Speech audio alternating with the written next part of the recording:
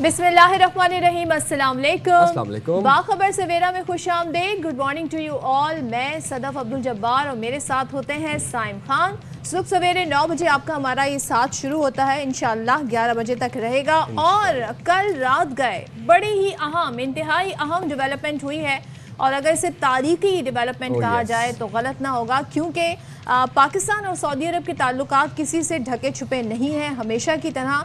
लेकिन कल एक बहुत ही अहम मुआहदा हुआ है पाकिस्तान और सऊदी अरब के दरमियान। और जब वज़ीर आज़म दौरे सऊदी अरब पर गए थे तभी हमें अंदाज़ा हो रहा था कि कुछ बड़ी डेवलपमेंट होने वाली है। तो एक बड़ा स्ट्रेटेजिक बाहिमी दिफाई मुआहदा तय पा गया है, और वज़ीर आज़म शहबाज शरीफ और सऊदी वली अहद शहजादा मोहम्मद बिन सलमान ने इस तारीखी मुआहदे पर दस्तखत किए। अब मुआहदा क्या है, ज़ाहिर है इसकी डिटेल्स अभी मज़ीद भी आना बाकी है, लेकिन जो अभी तक हमारे सामने डिटेल्स आई हैं वो ये बताती हैं कि किसी भी एक मुल्क पर, यानी इन दोनों मुल्कों में से किसी भी एक मुल्क पर हमला दूसरे मुल्क पर हमला तस्वुर किया जाएगा। अब मुआहदा दोनों मुल्कों की अपनी अपनी सलामती को बढ़ाने, खित्ते और दुनिया में सलामती और अमन के लिए मुश्तरका अज़्म का इकास है। मुआहदे का मकसद किसी भी जारहियत के खिलाफ मुश्तरका दिफा और तहफ़्फ़ुज़ मजबूत बनाना है। वज़ीर आज़म शहबाज शरीफ ने अपने और पाकिस्तानी वफ़द के पुरतपाक इस्तक़बाल और फ़राग़ दिली से मेहमान नवाजी पर वली अहद शहजादा मोहम्मद बिन सलमान बिन अब्दुल अजीज़ आले सऊद का तहे दिल से फिर शुक्रिया भी अदा बिल्कुल जी। और ये हमने जो शुक्रगुजारी वज़ीर आज़म के जो मनाजिर थे वो हमने देखे कि जब वो सऊदी एयर स्पेस में दाखिल हुए अपने एयरक्राफ्ट में, तो जो सऊदी जंगी तैयारे थे F-15, उन्होंने उनको वेलकम किया, इस्तकबाल किया, अपने हिसार में लिया। फिर वज़ीर आज़म शहबाज शरीफ ने कॉकपिट से थैंक यू भी बोला। तो ये एक बड़ा स्ट्रेटेजिक बाहमी दिफाई मुआहदा तय पाया गया है। और ये मनाजिर जो आप देख रहे हैं, ये वज़ीर आज़म शहबाज शरीफ कॉकपिट से शुक्रिया अदा कर रहे हैं जब उनको उनके तैयारे को इस्तकबालिया तौर पर F-15 तैयारों ने, जो कि सऊदी जंगी तैयारे हैं, उन्होंने हिसार में लिया, उनका इस्तकबाल किया। बड़ा एक ये वालहाना इस्तकबाल था। सर आपको सुनवाते हैं वो क्या कह रहे थे।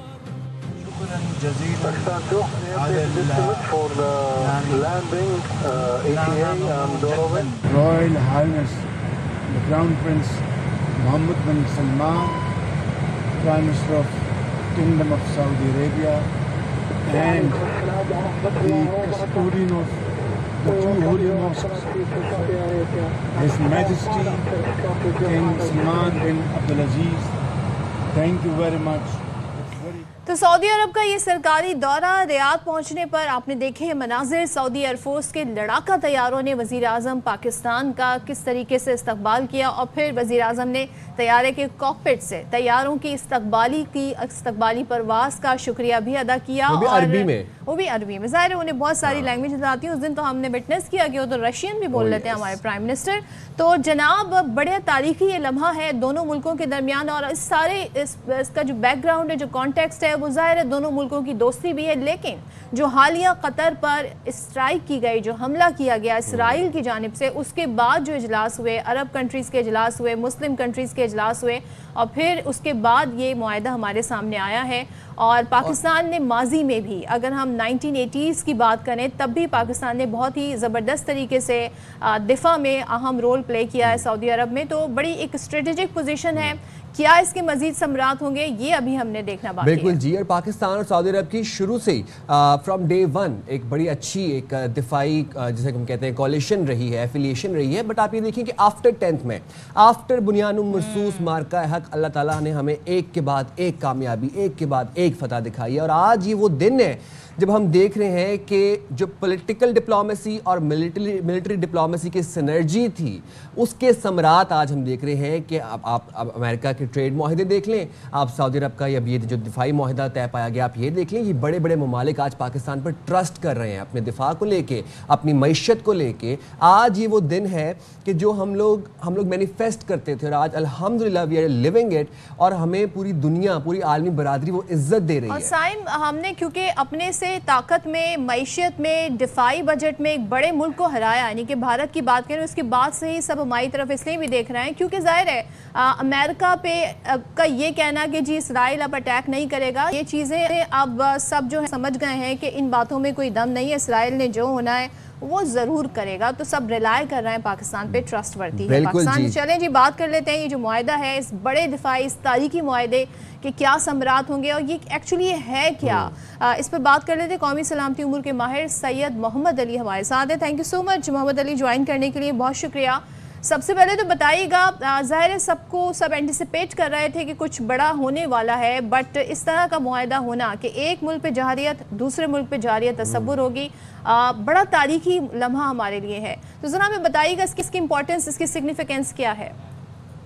بہت شکریہ جی. میں سمجھتا ہوں کہ بہت ہی تاریخی معاہدہ ہے جو دونوں برادر اسلامی ممالک کے درمیان کل رات بڑا پر وقت انداز میں طے پایا ہے, اور اس کی 3 بنیادی وجوہات ہیں. پہلی بات تو یہ ہے کہ اس سے یہ ثابت ہوتا ہے کہ پاکستان کو جو پوری دنیا بھی اور خصوصاً عالم اسلام جو ہے وہ صرف ایک جنوبی ایشیا کی ریاست کے طور پہ نہیں دیکھتے, بلکہ عالم اسلام کی سب سے بڑی جو فوجی قوت ہے اس کے بعد اس کو یہ مقام حاصل ہو چکا ہے. اور دوسری بات یہ کہ یہ مقام اوبیسلی ہماری مئی میں جو پاک بھارت جنگ ہوئی اس کے بعد ہم نے ان کو جو چند گھنٹوں کے اندر شکست دی, اس نے پورے عالم اسلام کو یہ یقین دلا دیا ہے کہ جو عالم اسلام کے خلاف جارحیت ہے, ان کو ڈسٹیبلائز کرنے کی کوشش ہے, مداخلت ہے, ان کی سوورینٹی عالمی قوانین کو جس طرح پامال کیا جا رہا ہے, اس کے خلاف پاکستان جو ہے اور خصوصاً پاکستان کی افواج جو ہیں وہ بہترین رول پلے کر سکتی ہیں ان کے دفاع میں, ان کی سلامتی کے لیے, ان کی خود مختاری اور سلامتی کے لیے.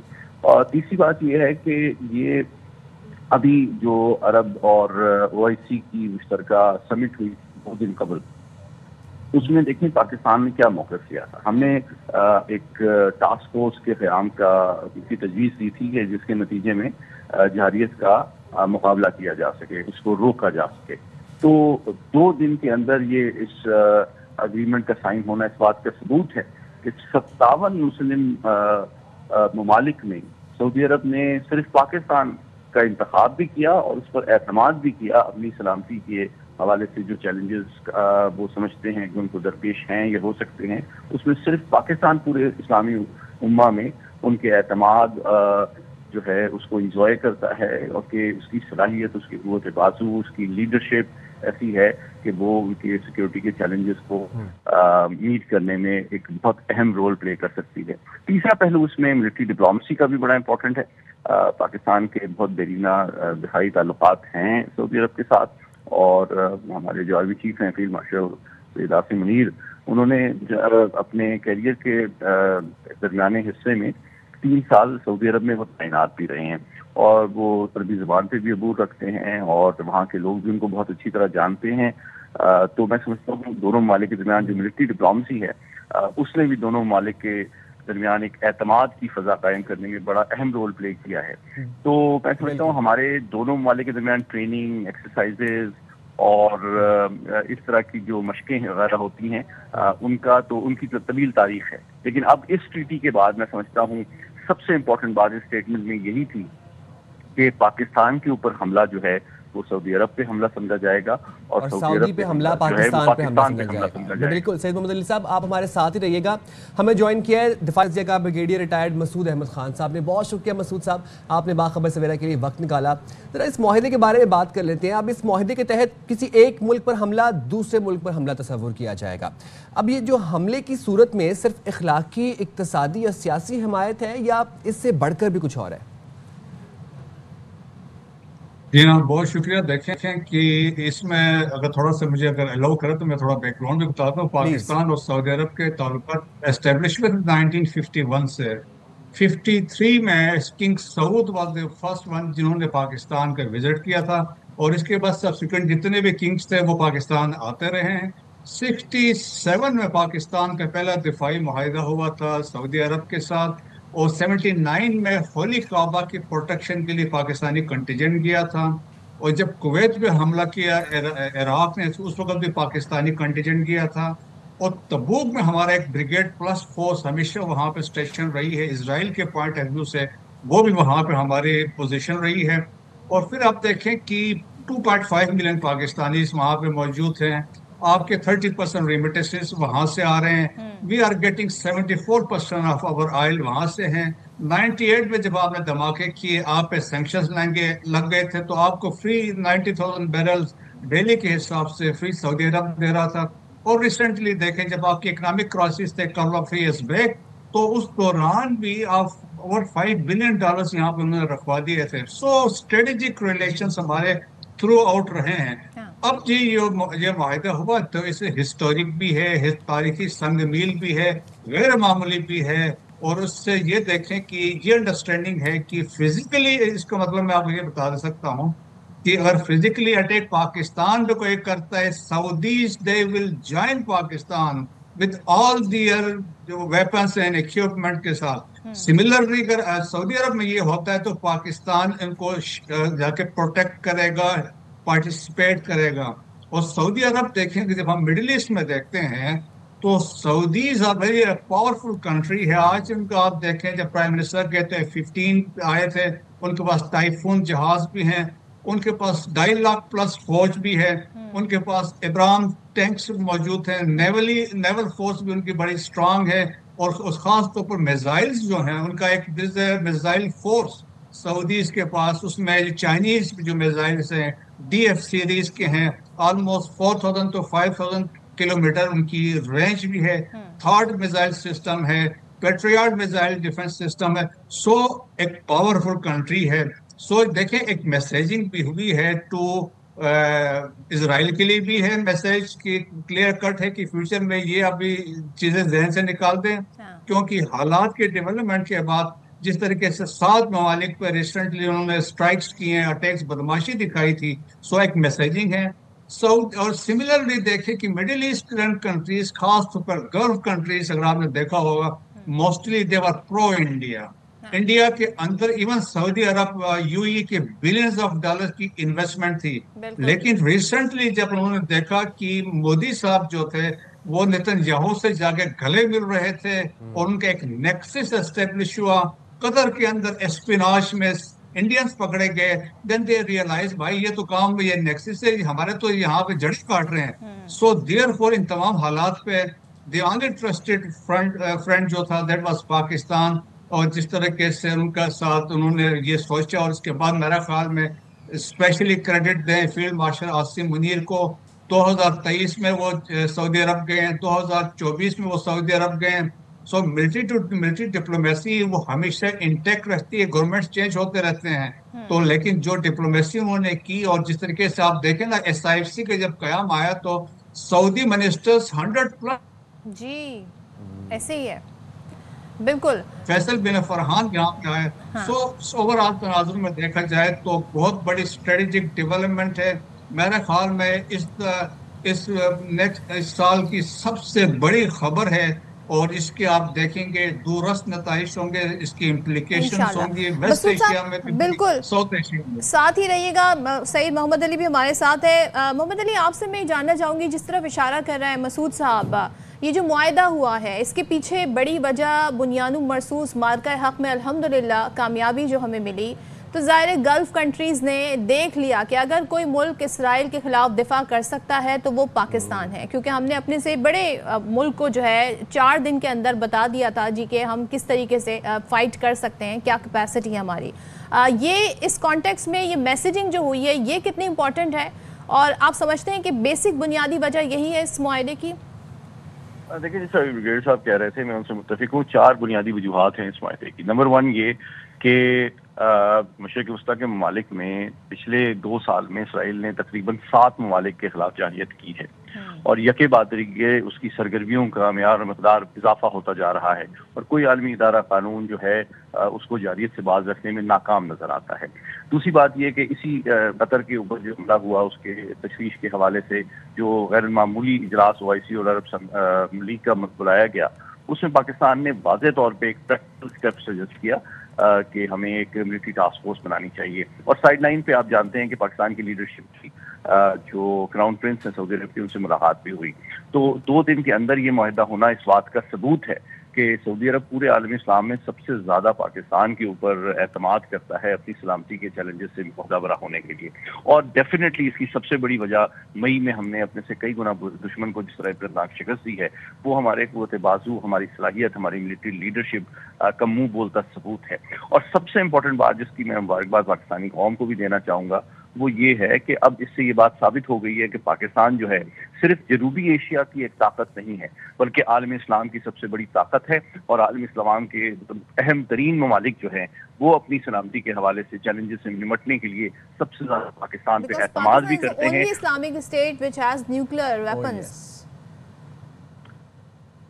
جی ہاں، لیکن میں سمجھتا ہوں کہ اس میں امپورٹنٹ بات یہ ہے کہ جو سعودی عرب کے اوپر حملہ ہے وہ پاکستان پہ حملہ سمجھا جائے گا، اور پاکستان کے اوپر جو حملہ ہے سعودی عرب پہ حملہ سمجھا جائے گا. جس طرح بریگیڈیئر صاحب نے بھی آپ کو بتایا کہ وہ دونوں ممالک جو ہیں ان کے دیرینہ تعلقات ٹریننگ کے حوالے سے، انٹرآپریبلٹی کے حوالے سے، ایکسرسائزز کے حوالے سے تو ہیں، لیکن اب ایک آپریشنل لیول پہ اگر آپ کی کوآپریشن ہوتی ہے، آپ کی اسٹریٹجی، حکمت عملی ممکنہ خطرات کے حوالے سے بنتی ہے، تو اس کا مطلب یہ ہے کہ آپ کا دشمن مشترکہ ہے، آپ کے دوست مشترکہ ہیں، اور دونوں ممالک اپنے وسائل، اپنے تجربے، اپنی صلاحیت کو مشترکہ طور پہ استعمال کریں گے. اور پاکستان الحمدللہ نہ صرف جنوبی ایشیا بلکہ اب مشرق وسطیٰ کے اندر بھی ایک امن کا ضامن سمجھا جاتا ہے، اور انشاءاللہ پاکستان کا بڑا امپورٹنٹ رول ہوگا مشرق وسطیٰ کے اندر بھی امن کو دیر پا انداز میں اس کو پروموٹ کرنے کے لیے اور جنگ اور جہادیت کے جو بڑھتے ہوئے خطرات ہیں ان سے نمٹنے کے لیے. انشاءاللہ. سید محمد علی صاحب ساتھ ہی رہے گا. مسعود صاحب آپ کی طرف آتا ہوں. ہم دیکھ رہے ہیں کہ وزیر اعظم شہباز شریف بڑے اہم دوروں پر ہیں، اور ان دوروں پر ملٹری لیڈرشپ اور پولیٹیکل لیڈرشپ ہمیں ایک پیج پر نظر آ رہی ہے، بلکہ کمبائنڈ ہینڈ ان ہینڈ نظر آ رہی ہے.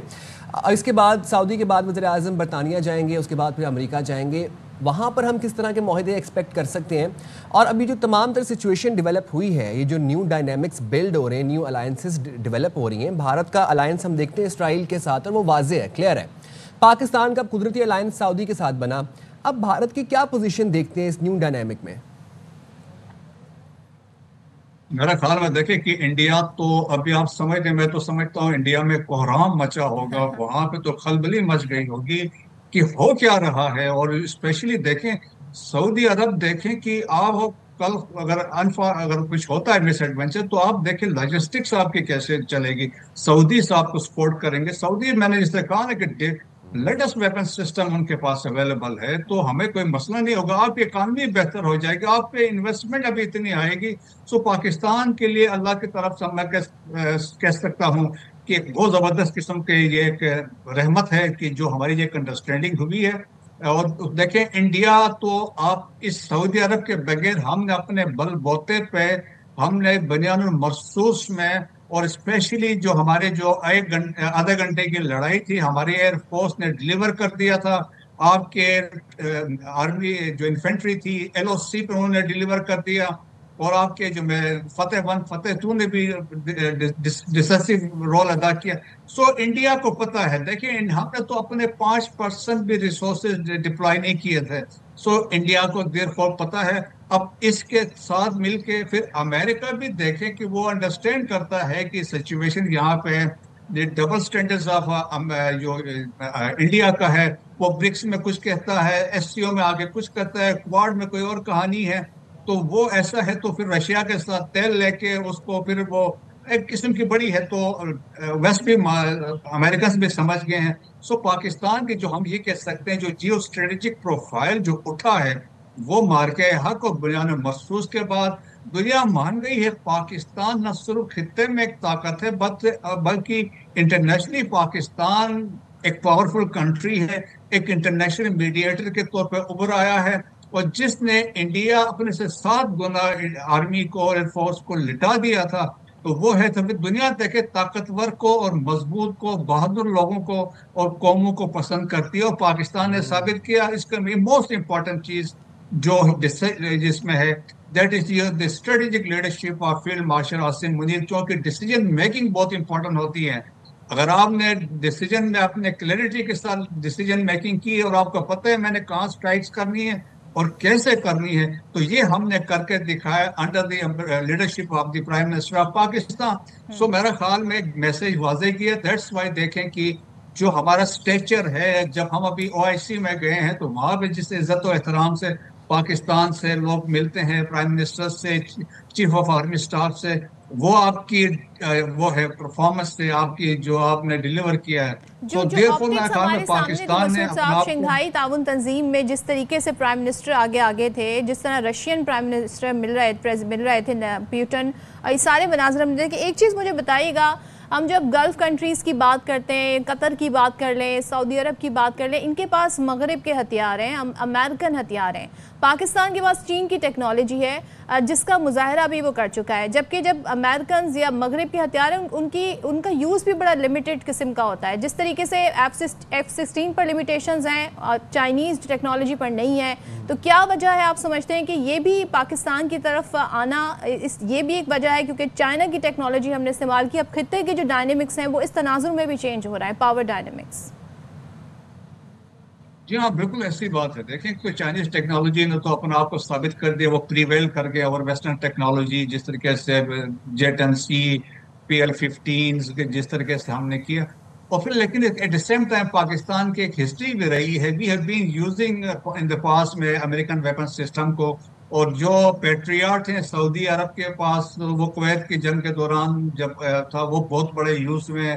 Third air defence system اسرائیلیز use کرتے ہیں, تو وہ ہے ابراہم ٹینکس ہے, لیٹسٹ ٹینکس ہے.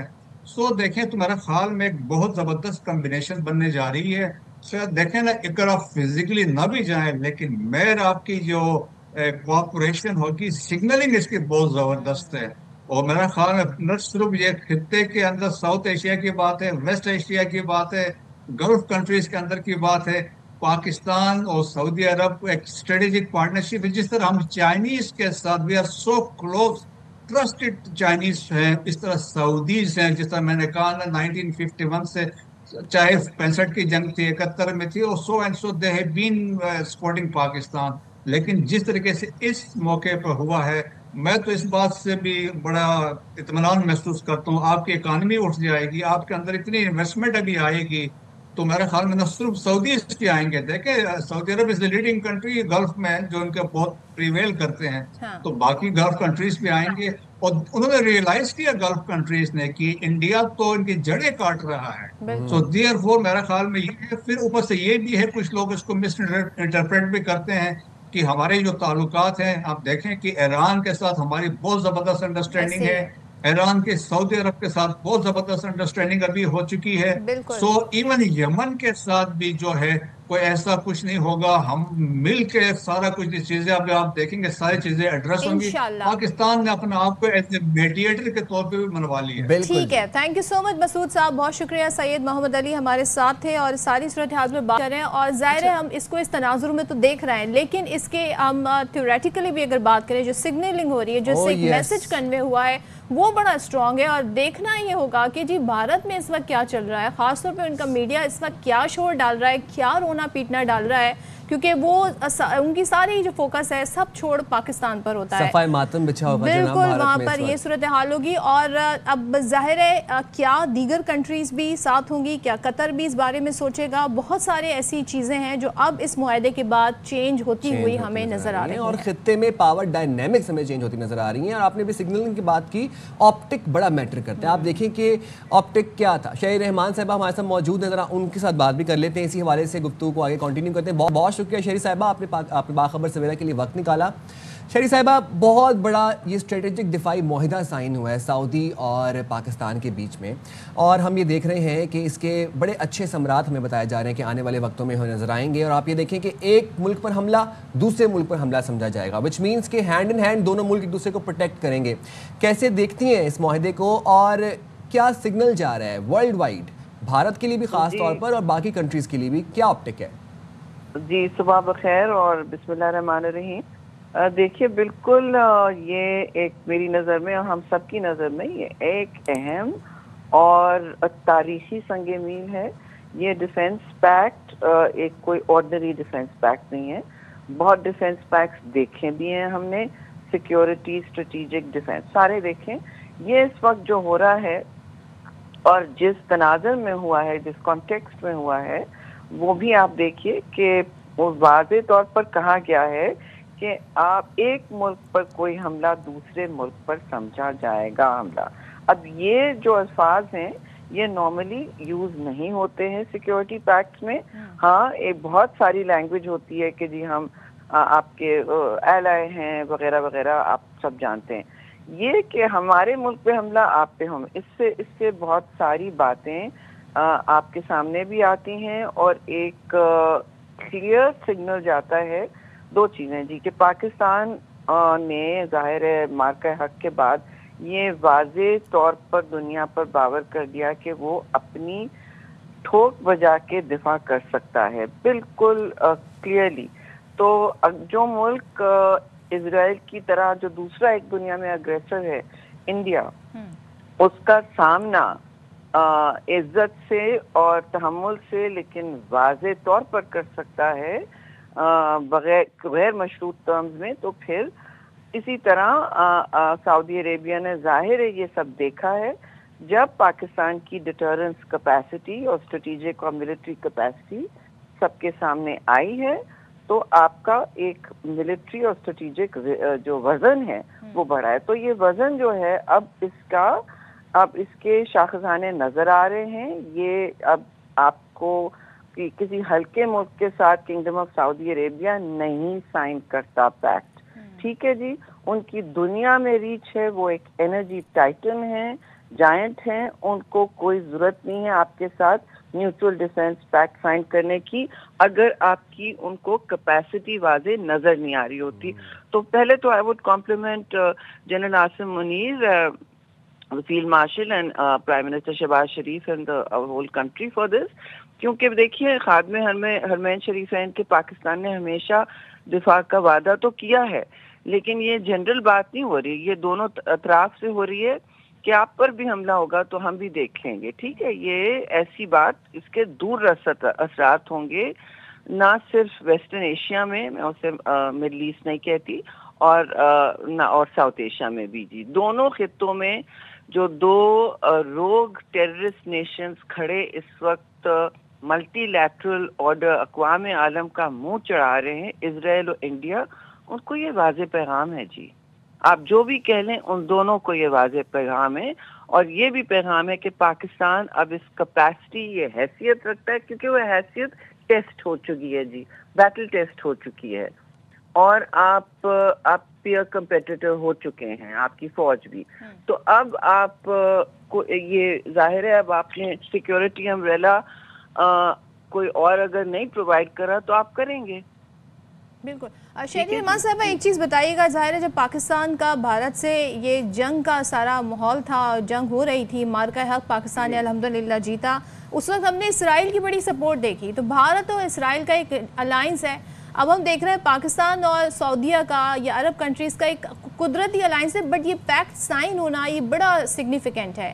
اس سارے سینیریو میں اب بھارت کی کیا پوزیشن دیکھ رہے ہیں, جو کہ آپ نے خود کہا اسرائیل کی طرح وہ ایک ایگریسر ہے اور تھوڑے عرصے بعد وہ پاکستان پہ کسی نہ کسی طریقے سے کوئی وجہ ڈھونڈتا ہے حملہ کرنے کی, چڑھائی کرنے کی. اب آپ کیا سمجھتی ہیں کہ اس اب پوزیشن کیا بنتی ہے اس پیکٹ کے بعد بھارت کی؟ دیکھیے بھارت جو بھی ہے اس وقت جیسے سارے سوچ رہے ہیں, وہاں تو ان کی جو ایکس پہ پوسٹ ہیں وغیرہ جو آرگیومنٹس نظر آ رہے ہیں, کنفیوژن ہے ایک طرف اور دوسری طرف صفحہ ماتم ہے اور غصہ ہے کہ یہ پاکستان کو کے لیے کوئی بہتری ہوتی ہے تو وہاں تو بہت مرچیں لگتی ہیں. افسوس سے میں کہوں گی وہ کرکٹ کے میدان میں بھی نفرت کو نظریہ بنا چکے ہیں. تو اب صورتحال یہ کہ دیکھیے ان کو تو اپنی سوچ نہیں, ہمیں کوئی مسئلہ نہیں ہے, وہ اپنی سوچیں, اپنے ملک کو دیکھیں, اپنی دفاع کو دیکھیں, اور ہمارے ساتھ جو انہوں نے کیا ہے سب نے دیکھا, بنیان المرصوص اور مارکہ حق پہ جواب ان کو مل گیا. جواب کے علاوہ ان کو یہ بھی سمجھ آ گیا ہوگا کہ اب پاکستان ویسے بھی اکیلا نہیں تھا, ٹھیک ہے, ہمارے دوست ہیں, آل ویدر فرینڈز ہیں, چین ہے, ہر ملک کا, اور ہم ایک چینجنگ ملٹی پولر آرڈر میں جو بہت تیزی سے بدل رہا ہے دنیا کا اسٹریٹجک نقشہ, اس میں ہم نے اپنی نفی کے اپنا نقصان کے بجائے ہم نے اپنے لیے بہتریوں کا راستہ مشکل حالات میں ڈھونڈا ہے.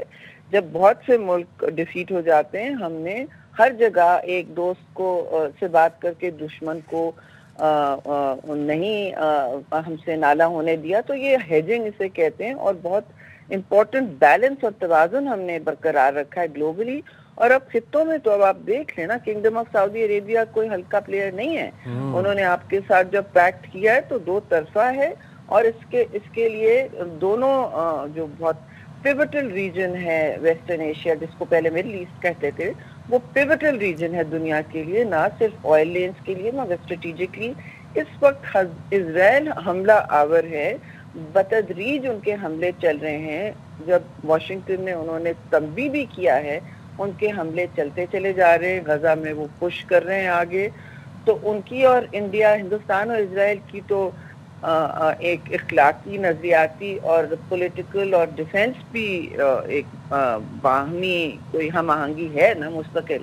تو دونوں کے لیے یہ بہت بڑا پیغام ہے, اور ایک فرینکلی ایک ان کے لیے تو بہت ایک مشکل صورتحال ہے کہ اب جو مسلمان ممالک ہیں وہ اپنی باہمی سیکیورٹی کو کلیکٹیو سیکیورٹی بناتے جا رہے ہیں, اور اس کے دوررس اثرات ہوں گے. جی, دونوں خطوں کے لیے دوررس اثرات ہوں گے. بالکل, بہت شکریہ شاہی رحمان صاحبہ, آپ نے باخبر سے کے لیے وقت نکالا, اور بالکل ٹھیک کہہ رہی تھی کہ اس کے بہت لانگ ٹرم اس کے امپیکٹ آئیں گے. آپ دیکھیے, ابھی آپ آپٹک کی بات ہم کر رہے تھے, آپٹک بڑا میٹر کرتا ہے. جو وہ مناظر صرف ہم نے دیکھے کہ جیسے ہی وزیر اعظم کا طیارہ سعودی ایئر اسپیس میں انٹر ہوا, 7 F-15 طیارے آ گئے, اور وہ سعودی جنگی طیارے ہیں, اور پھر وہ ان کا حصار کر لیا, اور پروٹوکول کے ساتھ استقبال کیا, اور گرم جوشی کے ساتھ ان کو آگے. دیکھیں, پاکستان اور سعودیہ کا ایک باہمی دوستی تو ہے, برادرانہ تعلقات تو ہیں, ہمیشہ سپورٹیو رہے ہر مشکل وقت میں, لیکن پیکٹ کا سائن ہونا یہ بڑا میٹر کرتا ہے, کیونکہ اب آپ ایک معاہدے کے سگنیٹری ہیں, تو اٹ میٹرز اے لاٹ. تو یقیناً دیکھتے ہیں جی اب دنیا میں, خاص طور پہ بھارت میں کیا اس چیز کو لے کے ایشو بنتا ہے. بریک لے دیں چھوٹا سا, بریک کے بعد واپس آتے ہیں.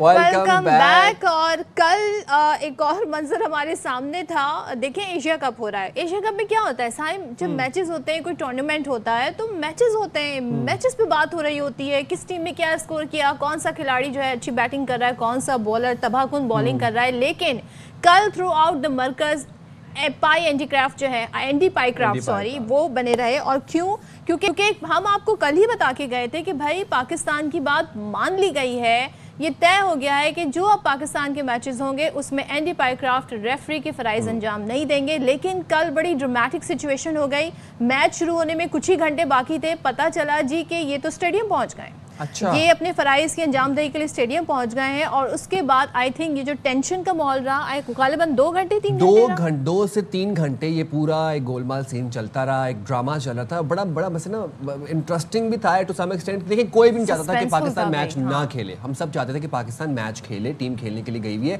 ٹیم ہوٹل کی لابی میں ہے, بس باہر کھڑی ہوئی ہے, اور ٹیم کو پتہ نہیں کہ ابھی ہم نے میچ کھیلنا ہے کہ نہیں کھیلنا ہے, کیونکہ چیئرمین پی سی بھی مشاورت کر رہے تھے سابق چیئرمینز کے ساتھ, اور وہ یہ چیز ڈیسائیڈ کر رہے تھے کہ اب کیا حکمت عملی ہوگی, کیا لائحہ عمل ہوگا. اور پھر ہوا کیا کہ اینڈی پائی کرافٹ نے سلمان علی آغا سے معذرت کی, مائک ہیسن بھی اس نشست میں موجود تھے, اور انہوں نے باقاعدہ سوری کیا, اپولوجائز کیا کہ ان سے غلطی ہوئی ہے. اور پھر چیئرمین پی سی محسن نقوی نے الاؤ کیا ٹیم کو کہ اب آپ گراؤنڈ میں جائیں, جا کے کھیلیں, اور پھر ہماری ٹیم کھیلی اور جیت کے بھی. یعنی کہ آپ سوچیں وہ جو ٹائم تھا نا 2 گھنٹے کا, اس میں سائم بالکل ٹھیک بتا رہے ہیں کہ ایک موقع ایسا بھی آیا تھا جب پاکستانی کھلاڑیوں کو بتا دیا گیا تھا کہ میچ نہیں ہوگا, اور پھر میچ 1 گھنٹہ تاخیر سے ہونے کی خبریں آنا شروع ہوئیں. اور پھر جب یہ معافی تلافی کا سلسلہ شروع ہوا, ظاہر اس وقت ہمارے سامنے یہ ایک دم سے فوٹیجز نہیں آئی تھی, لیکن اینڈی پائی کرافٹ نے پھر معافی مانگی کیپٹن سے, اور کہتے ہیں نا یہ جو ٹینشن والا ماحول تھا یہ ختم ہوا, اور پھر باقاعدہ پھر میچ ہوا بھی. تو ذرا ہم دیکھتے ہیں یہ کیا سارا معاملہ رہا, گفتگو کیا ہوئی.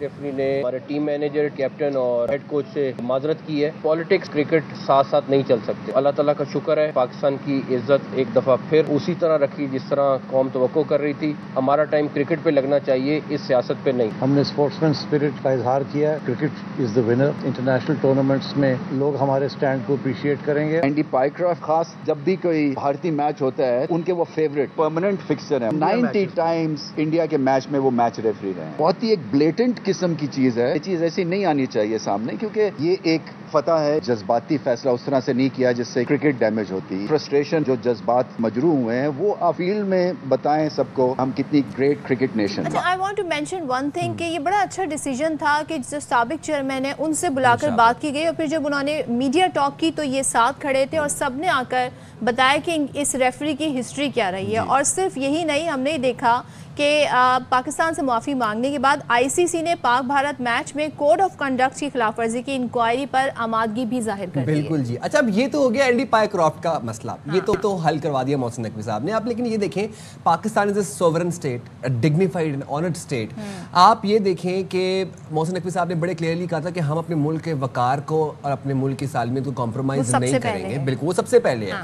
یہ اینڈی پائیکرافٹ کا معاملہ حل ہو گیا. محسن نقوی صاحب نے بیسیکلی بی سی سی آئی کو جیسے گردن سے پکڑا ہوا, جانے نہیں دے رہے کہیں پر, ان کو نکلنے نہیں دے رہے. اب ہوا کیا کہ پی سی بی نے بھارتی کپتان سوریا کمار یادو کے سیاسی بیان پر ایکشن لینے کا فیصلہ کر لیا. جو انہوں نے آفٹر میچ سیاسی گفتگو کی تھی, پالیٹکس کو کھیل کے میدان میں لے کے آئے تھے, اب اس کے خلاف بھی فیصلہ کیا گیا کہ اب ہم اس کے خلاف بھی ایکشن لیں گے. اینڈی پائیکرافٹ کا تو مسئلہ حل ہو گیا, انہوں نے معذرت کر لی. اب سوریا کمار یادو نے جو پولیٹکس ڈسکس کیا after match, post press conference میں جو انہوں نے پولیٹیسائز بیان دیا ہے, اب ایک ہفتے کی شاید ڈیڈ لائن دی گئی اس شکایت پر. اب دیکھتے ہیں جی کہ اس پر کیا صورتحال ڈیولپ ہوتی ہے. شاید آج نمائندہ خصوصی ہمارے ساتھ ہیں, ان سے بات کریں. شاہد صاحب, اور ساتھ میں ہمیں توصیف احمد صاحب بھی پاکستان کے ماہر ناز ٹیسٹ پلیئر جوائن کریں گے. تھینک یو سو مچ, آپ دونوں کا بہت شکریہ. شاہد صاحب, آپ سے میں ذرا پوچھنا چاہتی ہوں, کل بڑی ایک سسپینسفل سچویشن تھی. رات گئے, بلکہ صبح جب ہم اپنا پروگرام کلوز کر کے گئے, آپ بھی ہمارے ساتھ تھے, تو یہ تو طے ہو گیا تھا جناب کہ بھائی پاکستان میچ کھیلے گا اور یہ ریفری جو ہیں یہ پاکستان کے میچز میں نہیں ہوں گے. لیکن پھر ہوا کیا, یہ خبر کیوں آ گئی تھی کہ بھائی طے ہو گیا ہے, اور اس کے بعد سچویشن کہاں پہ خراب ہوئی, میسڈ اپ کہاں پہ ہوئی سچویشن؟ دیکھیں, آئی سی سی رن کرتا ہے بھارت, اور یہ معاملہ جو ڈیل کر رہے تھے آئی سی سی میں وہ پاکستانی ہیں, برٹش پاکستانی وسیم خان, جو پاکستان کرکٹ بورڈ میں بھی رہے ہیں. انہوں نے اپنی انتھک کوششیں کی, اور کل شام 4 بجے جب ٹیم کو روکا گیا تو اس وقت ایشیا کپ پاکستان کے لیے ختم ہو چکا تھا. ساری چیزیں یہ طے ہو گئی تھی کہ اب پاکستان کھیلنے نہیں جائے گا. پھر ای میلز کا تبادلہ ہوا, پھر محسن نقوی صاحب سے بات چیت ہوئی, اور ایمریٹس کرکٹ بورڈ کے ایک اور پاکستانی جو یہاں پہ کافی عرصے سے کام کر رہے ہیں, سبحان احمد, انہوں نے بھی بڑا اچھا پارٹ پلے کیا. ان لوگوں نے سب نے مل کر کوششیں کی, اور اس کے بعد پھر محسن نقوی نے یہ کہا کہ اگر پائیکرافٹ ہم سے معافی مانگ لیں ہمارے پلیئروں سے, ہم ان کو بھیجتے ہیں, ان سے ریگریٹ کرے کہ جو بھی کچھ ہوا. جب یہ ریگریٹ ہو گیا, جب یہ ساری چیزیں ہو گئیں, آلدو کہ آئی سی سی نے مینٹین کیا کہ نہیں پائیکرافٹ کی میچ ریفری رہیں گے, اس لیے کہ دوسرا ریفری ابو ظبی میں مصروف تھا, تو انہوں نے کہا ٹھیک ہے, اب جب اس نے معافی مانگ لی تو ہم یہاں پہ معاملہ ختم کرتے ہیں.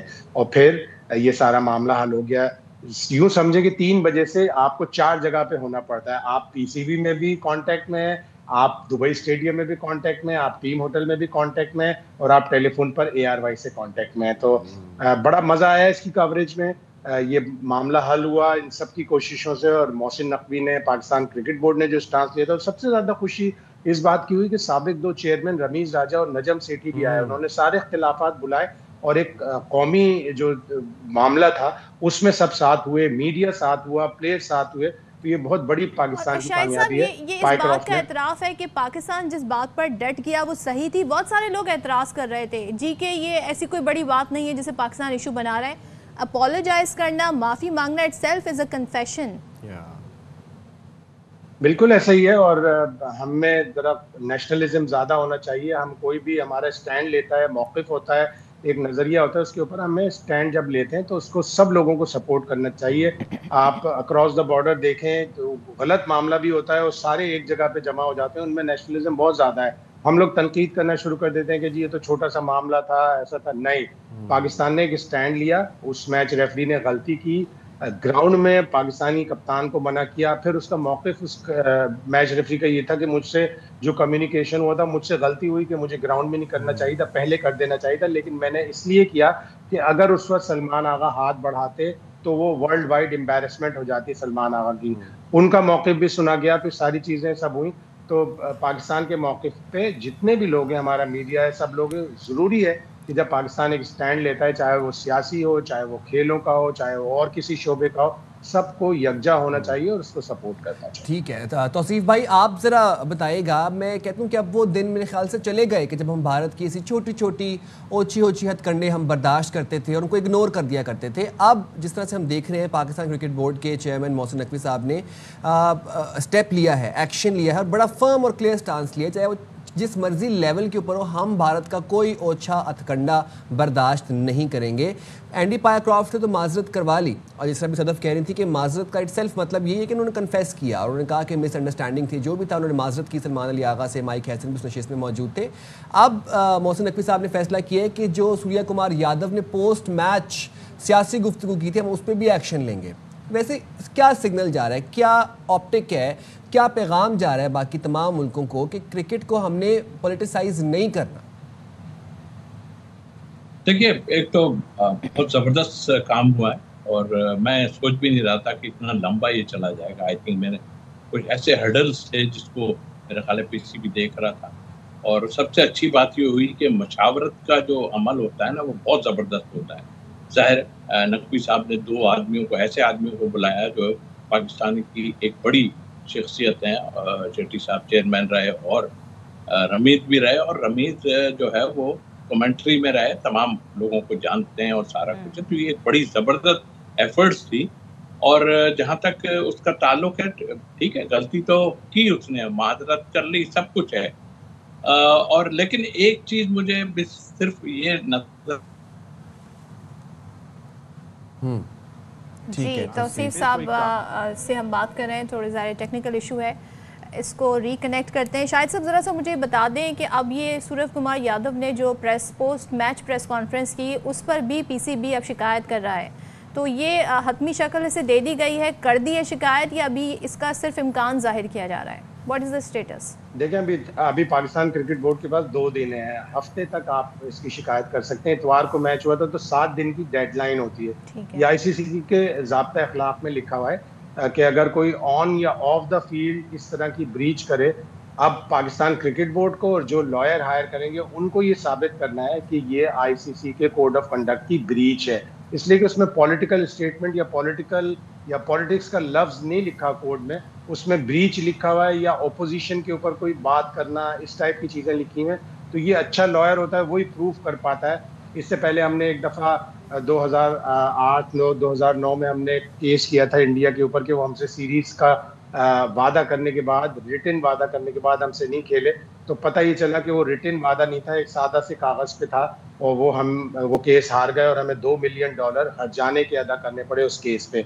तो हमें पूरी तैयारी के साथ, आज का दिन है, पूरा जुमे का दिन है, कि तैयारी करके एटलीस्ट कंप्लेन कर दें ताकि आइंदा के लिए. और फिर आईसीसी के कोड में, मेरी एक आईसीसी के पुराने ऑफिशियल से भी बात हुई, उन्होंने कहा आईसीसी के कोड में ही शामिल करवाना चाहिए कि आप ओपोजिशन के कंट्री के ऊपर या किसी भी मिलिट्री एक्शन के ऊपर या किसी भी पॉलिटिक्स के ऊपर आप कमेंट नहीं दे सकते. ठीक है, तौसीफ भाई आपकी तरफ आऊँगा, ज़रा मैच की बात कर लेते हैं. कल जो पाकिस्तान और यूएई का मैच हुआ, एक तो वो खैर 1 घंटा ताख़ीर से शिकार हुआ, खिलाड़ी थोड़े ज़रा उनको एक गैर यकीनी सूरत हाल थी, अनसर्टनसी थी, बात पता नहीं थी कि भी खेलना है मैच नहीं खेलना. चले, कीपिंग ऑल दैट असाइड, चले गए ग्राउंड में, जीत तो गए, लेकिन बड़ी मुश्किल से जीते. मुझे लगता है कि वो जो दुआएं हम कर रहे थे ना, उन्हीं के आसरे हम जीते हैं.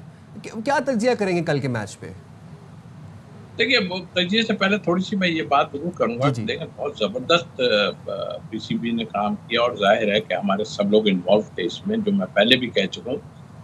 हम देखें कहाँ पे लैग कर रहे हैं. हम एक जगह लैग कर रहे हैं, बाकी जगह पे तो हमने उनको इतना मारा है कि आप सोच भी नहीं सकते. आप समझ रहे होंगे मैं क्या बात. हम क्रिकेट में लैग कर रहे हैं और हम तो अगर इसमें होते तो मेरा ख्याल है इनकी आवाज़ें भी नहीं निकलनी थी. आपको सही बता रहा हूँ.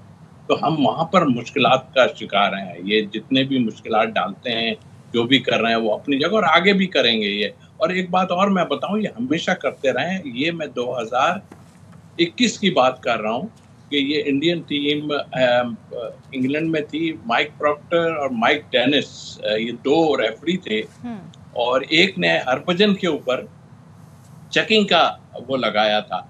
तो इन दोनों को सैक कर दिया गया. सैक मीन के इनको हटा दिया गया था. इनको कहा गया कि आप इनको हटा दें रेफरीशिप से. तो ये लोगों को शायद इसका इल्म नहीं, ये अगर हो तो ये लोग पहले से ये चीज़ करते आ रहे हैं. तो आई थिंक मेरा ख्याल है ये तो अपनी जगह, लेकिन हमें کرکٹ میں بالکل دیکھنا پڑے گا. آپ اس ٹیم کے خلاف اگر 130 کر رہے ہیں تو آئی تھنک بہت ہی کمزور کام ہے یہ. پچ وچ کو ہم نہیں دیں گے. آپ یہ بھی نہیں کہہ سکتے جی آپ کا کام ہے کھیلنا. آپ یہ کہیں جی ہم 2 گھنٹے, آپ کو کہہ دیا گیا تھا آپ اپنی تیاری رکھیں اور میچ کھیلنا ہے. آپ نے یہ ایکسکیوز کوئی نہ دے کہ بھائی وہ ہم وہاں میچ میں بھی تبصرہ کر دیں توصیف صاحب. میچ آئی تھنک میرا خیال ہے بہت زبردست ہوا ہے جس طرح بھی ہم نے دیکھا, لیکن ظاہر ہے لیگ ہم نے کیا ہے. ہم اسپنر سے میں بھی پرابلم ہو رہی ہے, فاسٹ بولر میں بھی ہمیں پرابلم ہو رہی ہے کھیلنے میں, اور ہم بہت ہی خراب کھیل رہے ہیں. اگر شاہین جا کے نیچے رنز بنائے تو پھر ہماری اوپر کی بیٹنگ کا کیا ہوگا, لیکن چوائسز نہیں ہے ہمارے پاس. بہرحال اب ایک ٹائم آ گیا ہے, آپ کو تیاری پوری کرنی ہوگی اور یہی ریسورسز ہیں آپ کے پاس, یہی ریسورسز ہیں. تھینک یو سو مچ توصیف صاحب, شاہد ہاشمی, آپ دونوں کا بہت شکریہ. اور پاکستانی ٹیم ذرا سے کہتے ہیں نا آپ ذرا اچھا کھیلے تو پھر بہت سارے ایشو جو ہیں کرکٹ کے ہمارے. سائم بھائی آپ سے بڑی توقعات ہیں, آپ بھی پلیز تھوڑا فارم کا خیال کریں. جائیں چھوٹی سی بریک پہ حاضر ہوں گے, بریک کے بعد اسٹے رائٹ دے ود اس.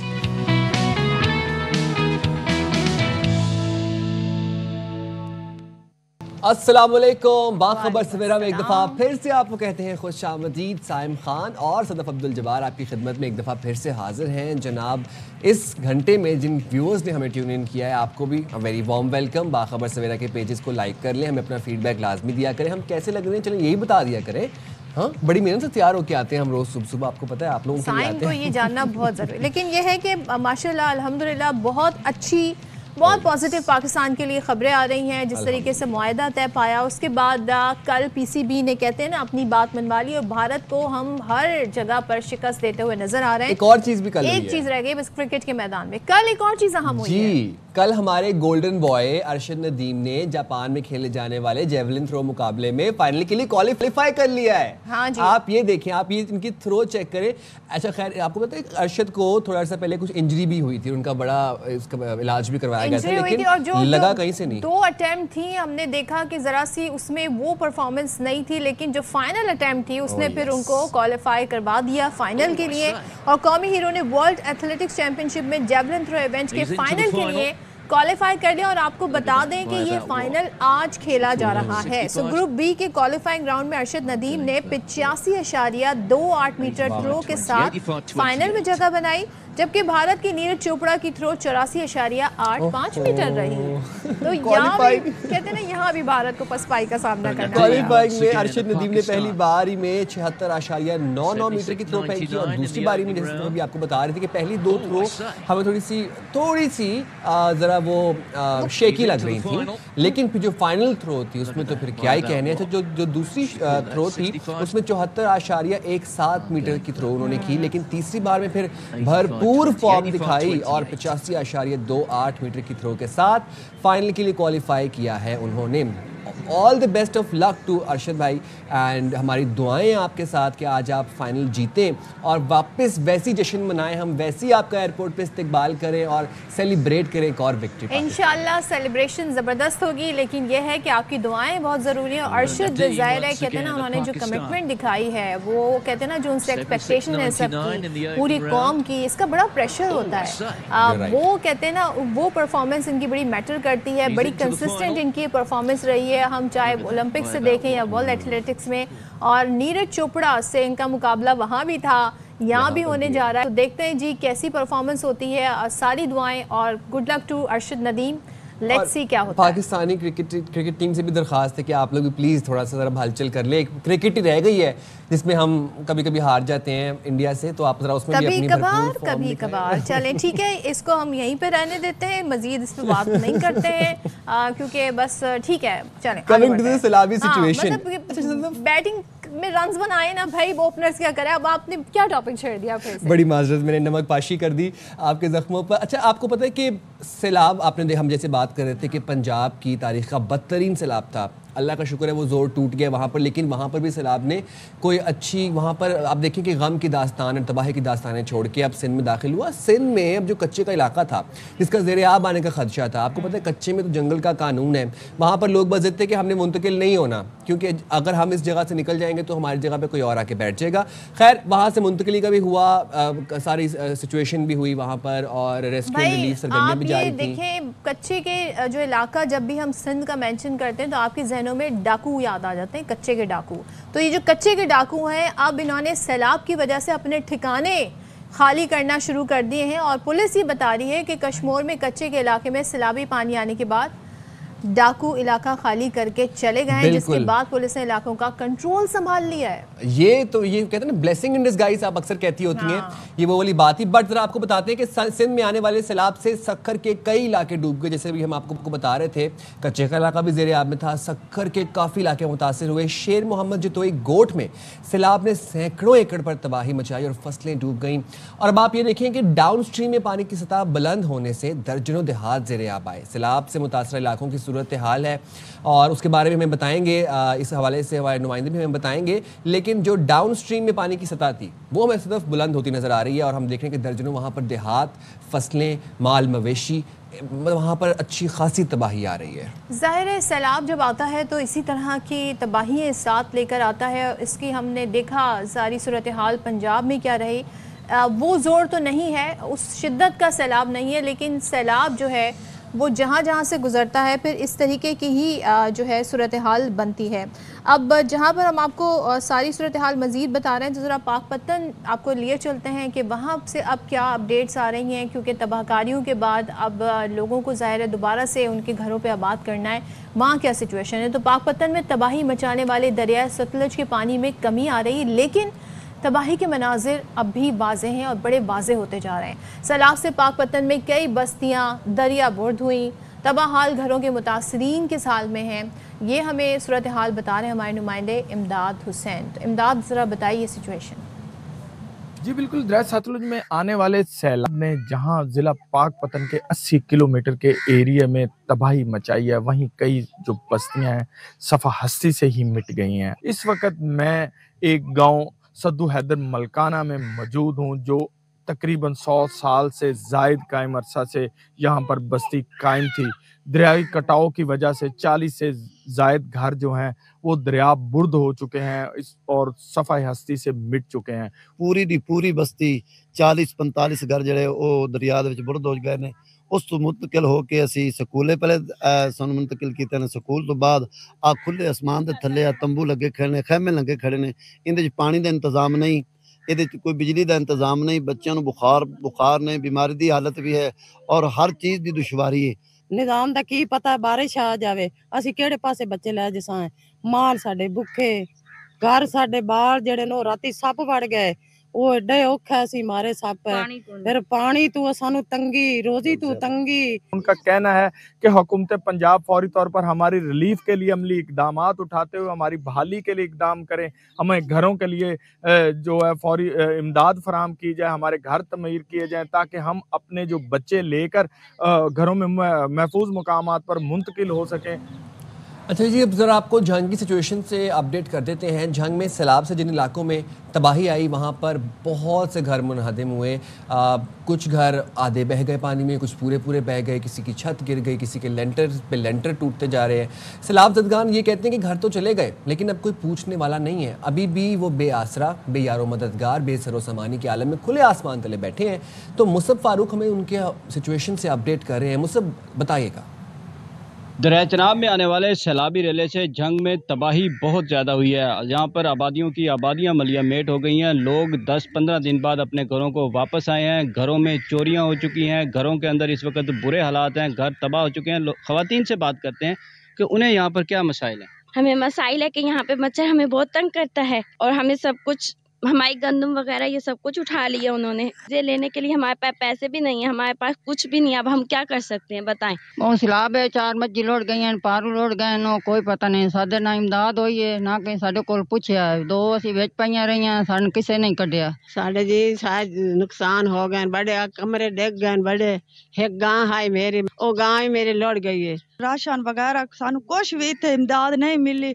असी सुक्का खवाइए, असी 3 टाइम खावन वाले असी हुण एक टाइम बच्चियां नू इन्ने गुजारा करके खवाइंदे पाया। बच्चों का खाना, स्कूल भेजना, इस किस्म के मसाइल जो हैं वो इस वक्त या इस सैलाब के बाद सर उठा के खड़े हैं और हुकूमत की तरफ से इमदाद यहाँ पर ना होने के बराबर है। बिल्कुल यहाँ पर कोई इमदाद नहीं की जा रही, ना ही इन लोगों की यहाँ पर कोई दादरसी हो रही है। इनकी हुकूमत से अपील है, ख़वातीन की खुसूसी तौर पर हुकूमत से अपील है कि उनके लिए हुकूमत जो है वो खुसूसी इक़दामात करे और उनकी ज़रूरियात को पूरा करे। तो ये सैलाब की सूरत हाल है। अब ज़ाहिर है यहाँ पर लोगों के मसाइल हैं जो आपके सामने हैं। लोगों को घर चाहिए, शेल्टर चाहिए, खाना चाहिए। दूसरे ज़ाहिर है लोग इमदाद तो दे रहे हैं, लेकिन बार बार हम इस प्लेटफॉर्म से आपको याद दिलाते हैं कि अगर आप किसी की मदद करना चाहते हैं, अगर आप लोगों को सामान भेज रहे हैं तो वो चीज़ें भेजें जो आप इस्तेमाल करना पसंद करते हैं, जो आपके यूज़ में। मैंने दिखाया जा रहा था, अदिका कियानी बता रही थी कि किस तरीके से लोगों ने कपड़े भेजे, वो फटे हाल, बिल्कुल बुरे हाल कपड़े भेजें। तो खुदारा आपने लोगों को अपना बहन भाई समझ के उन्हें चीज़ें देनी है, इस तरह नहीं। आपने अगर डीक्लटर अपना घर करना है तो फिर ये इस तरह से इमदाद ना करें, इससे उनकी दिल आज़ारी होगी। सो ज़ाहिर है आप उनको बताएं कि आप उनकी मदद करना चाहते हैं तो बेहतरीन तरीके से उनकी मदद करें। तो जनाब जी, हाँ, दरियाए चनाब के सैलाबी रेलों की ज़रा बात कर लेते हैं। दरियाए चनाब में जो सैलाबी रेलें आए उन्होंने इर्द गिर्द की तबाहियों में शदीद तबाही मचाई और अब हमने ये देखा कि चिन्योट की 74 चोटी बड़ी सड़कों को नुकसान पहुँचा और 50 से ज़्यादा देहात का शहरी इलाकों से रबता मुनक़ता हो गया। अब जब शहरी इलाकों से रबता मुनक़ता होता है तो अशिया खुरनोश की तरसील सबसे पहले मुतासर होती है। सब्जियाँ, फल और गंदम और चावल, आटा, इस तरह की चीज़ें नहीं पहुँच पाती। अब हम देख रहे हैं कि 3 देहात सैलाब में मुकम्मल तौर पर डूबे हुए हैं। वहाँ पर क्या सूरत हाल है? सड़कों की मुरम्मत हो रही है, रास्ते खुले हैं, नहीं खुले? अमीर उमर चमन से जानते हैं, अमीर बताइएगा। जी बिल्कुल, हालिया भारतीय आबी जरियत के बायस जिला चिन्योट में दरियाए चनाब के मकाम से 2 बड़े सैलाबी रेले गुजरे और दोनों जो है वो हाई फ्लड था। इसमें एक जो था वो 9 लाख क्यूसेक का था, जबकि दूसरा 6.5 लाख क्यूसेक का सैलाबी रेला है वो चिन्योट के मकाम से दरियाए चनाब से गुजरा, जिसके बायस जो है चिन्योट के 150 के करीब जो दही बागड़ियाँ हैं, देहात हैं, मुतासर हुए और 74 छोटी बड़ी जो मेन शाहरात हैं, सड़कें हैं, उनका वो कट गई। उनका शहरी इलाकों के साथ जो है वो राब्ता 50 के करीब जो देहात है उनका शहरी इलाकों के साथ राब्ता मुनक़ता हो गया, जबकि 74 बड़ी और छोटी जो सड़कें हैं, शाहरात हैं, वो बिल्कुल डैमेज हो गई। अब उनमें से 64 जो है उनको रिपेयर कर लिया गया, जबकि बाकी जितनी भी सड़कें हैं या शाहरात हैं उनकी अभी रिपेयरिंग का अमल जारी है। अब तक चिन्योट को जो इब्तदाई तखमीना लगाया गया उसके अंदर देखा जाए तो 100 से ज़ायद तालीमी इदारे जो हैं वो मुतासर हुए हैं।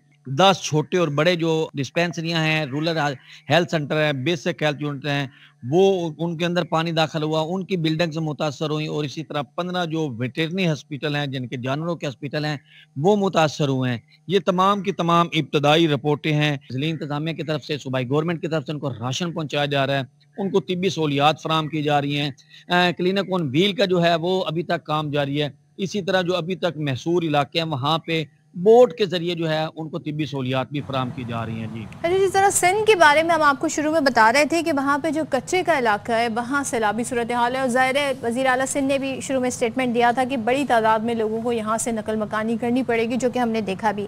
अब यहाँ पर कच्चे के इलाके में जब भी बात होती है तो कच्चे के इलाके के डाकू सबको याद आते हैं। उन्होंने ये इलाके खाली करना शुरू कर दिए, वो इलाके जो पुलिस खाली नहीं कर पा रही थी। कितने ऑपरेशंस हो गए थे लेकिन पुलिस के उसमें कोई कंट्रोल नहीं था। अब बताया जा रहा है जी कि वहाँ पर पानी आ गया है उन इलाकों में, तो ये इलाका खाली करके चले गए। इसके बाद पुलिस ने इन इलाकों का कंट्रोल संभाल लिया है। अब गेलपुर कच्चे में जागिरानी शहर उंडा गैंग के कारिंदे वारदातें कर रहे हैं और SSP कश्मीर मुराद घांगरू का कहना है कि सैलाबी सूरत हाल में डाकुओं की मुंतकली पर नजर है। तो वही मतलब जिस तरह आप कहती होती हैं कि ब्लेसिंग इन डिस्गाइज, तो ये सैलाब में अगर कुछ थोड़ी बहुत हमें ब्लेसिंग की अगर सिचुएशन नजर आई है तो वो यही है कि ये डाकू अपने इलाके छोड़, और ये बड़े बड़े डाकू, इश्तिहारी डाकू, गैंग्स के सरगना है। चीफ रिपोर्टर लाला असद पठान हमारे साथ मौजूद है, उनसे इस तमाम तर सूरत हाल पर बात कर लेते हैं। लाला, बहुत शुक्रिया, आपने बाखबर सवेरा के लिए वक्त निकाला।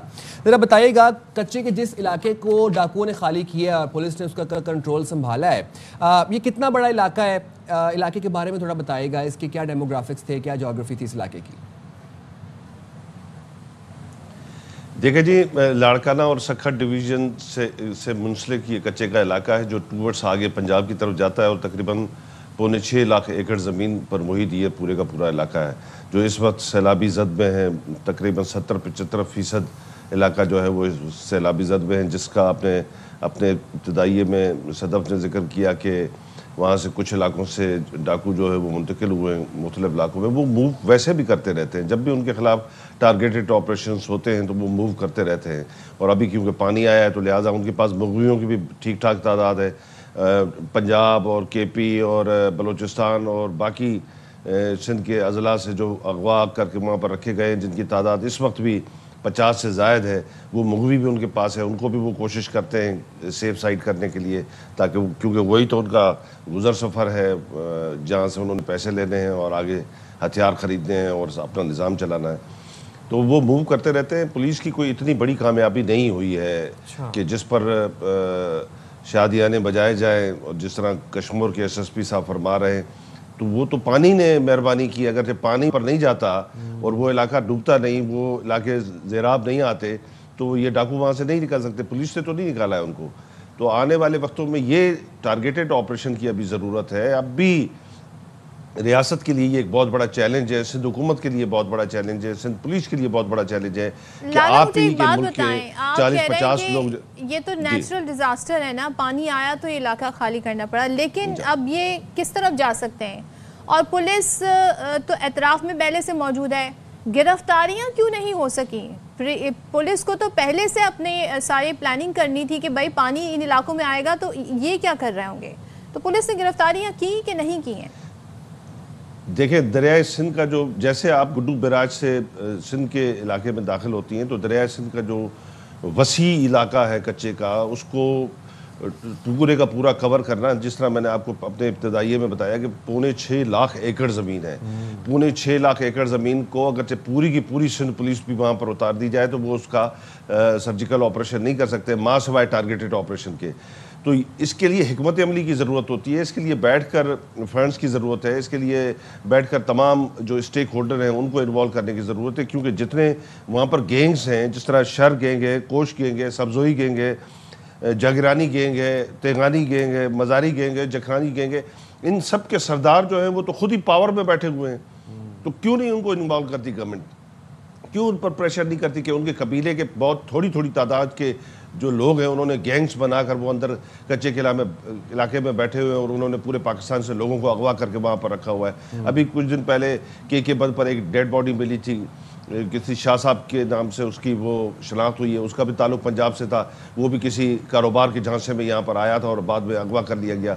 उसके पैसे नहीं मिले तो वो मार दिया गया उसको, क्योंकि इस वक्त तो बहुत सारे इलाकों में डाकुओं के पास जो मुग़वी है वो उनके लिए बर्डन भी है कि वो खुद को संभालें या उनको संभालें। पानी की वजह से, सैलाब की वजह से। मोटरवे पे गालिबन एक वाकया हुआ जिसमें उन्होंने कंटेनर्स के टायर बर्स्ट किए और वो अमले को यरगमाल बनाया, फिर अगवा करके ले गए। सवाल यहाँ पर ये पैदा होता है कि अब पुलिस को मौका मिल गया है इलाके का कंट्रोल संभालने के लिए, कि अब यहाँ मुस्तकिल बुनियादों पर चौकियाँ कायम की जाएंगी, इसकी सर्विलेंस की जाएगी, या सिर्फ ये सैलाब तक ही कंट्रोल रहेगा? जैसे पानी उतरेगा ये कच्चे के डाकू वापस यहाँ पर आ जाएंगे और पुलिस गायब हो जाएगी। देखिए साहब, ये कलेक्टिव विजडम की ज़रूरत है। इसमें तमाम अज़ला की पुलिस एक दूसरे के साथ मुआवनत करे। सिंध पुलिस सिर्फ एक डिस्ट्रिक्ट नहीं कर सकता ये कोई भी काम।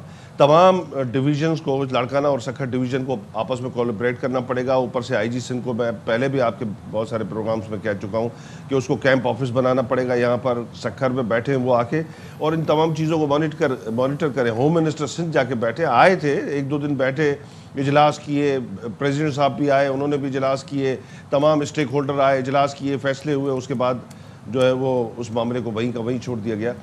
बहुत थोड़े लोगों ने बहुत बड़ी आबादी को यरगमाल बनाया हुआ है और ये पॉसिबल है कि उनका खात्मा मुमकिन हो सकता है, मगर क्या है कि विल नहीं है, या जो छोड़ दिया है पाकिस्तानियों को डाकुओं के रहमो करम पर। सही है, बहुत शुक्रिया। लाला असद पठान हमारे साथ थे। और बात तो ये है कि पानी आ गया तो इन्होंने इलाका खाली किया, वरना पुलिस तो इनसे इलाका ये खाली करवा नहीं पा रही थी। अब हम सवाल यही उठा रहे हैं कि भाई जब सिचुएशन का ऑलरेडी आइडिया था तो प्लानिंग करनी थी, कोई स्ट्रेटजी बनानी थी, गिरफ्तारियां करनी थी। اب بعد میں آپ کو میں ہوپ فلی ایسا نہ ہو یہ خبر آئے گی جب پانی اتر گیا تو یہ اپنے علاقوں میں واپس آ گئے. خدا نہ خواستہ نہ ہی خبر آئے, خبر جھوٹی ہو, لیکن مجھے یہ لگ رہا ہے کہ خبر آئے گی کیونکہ کوئی اسٹریٹجی نہیں تھی اور یہ تو عارضی طور پر انہوں نے علاقے خالی کیے اور یہ لوگ آ گئے. پانی واپس اترے گا تو جیسے کوئی لاحہ عمل تھا ہی نہیں تو وہ واپس آ جائیں گے. چلے جی یہیں پر ہم بریک لیتے ہیں اور بریک کے بعد واپس آتے ہیں.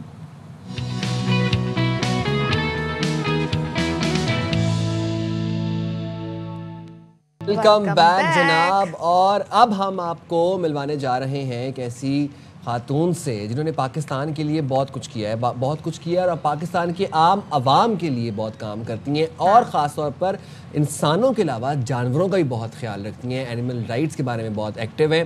تو جناب پاکستانی خاتون پولیس افسر ASP شہر بارو نقوی کو ایشیا 21 نیکسٹ جنریشن فیلوشپ کے لیے منتخب کر لیا گیا ہے.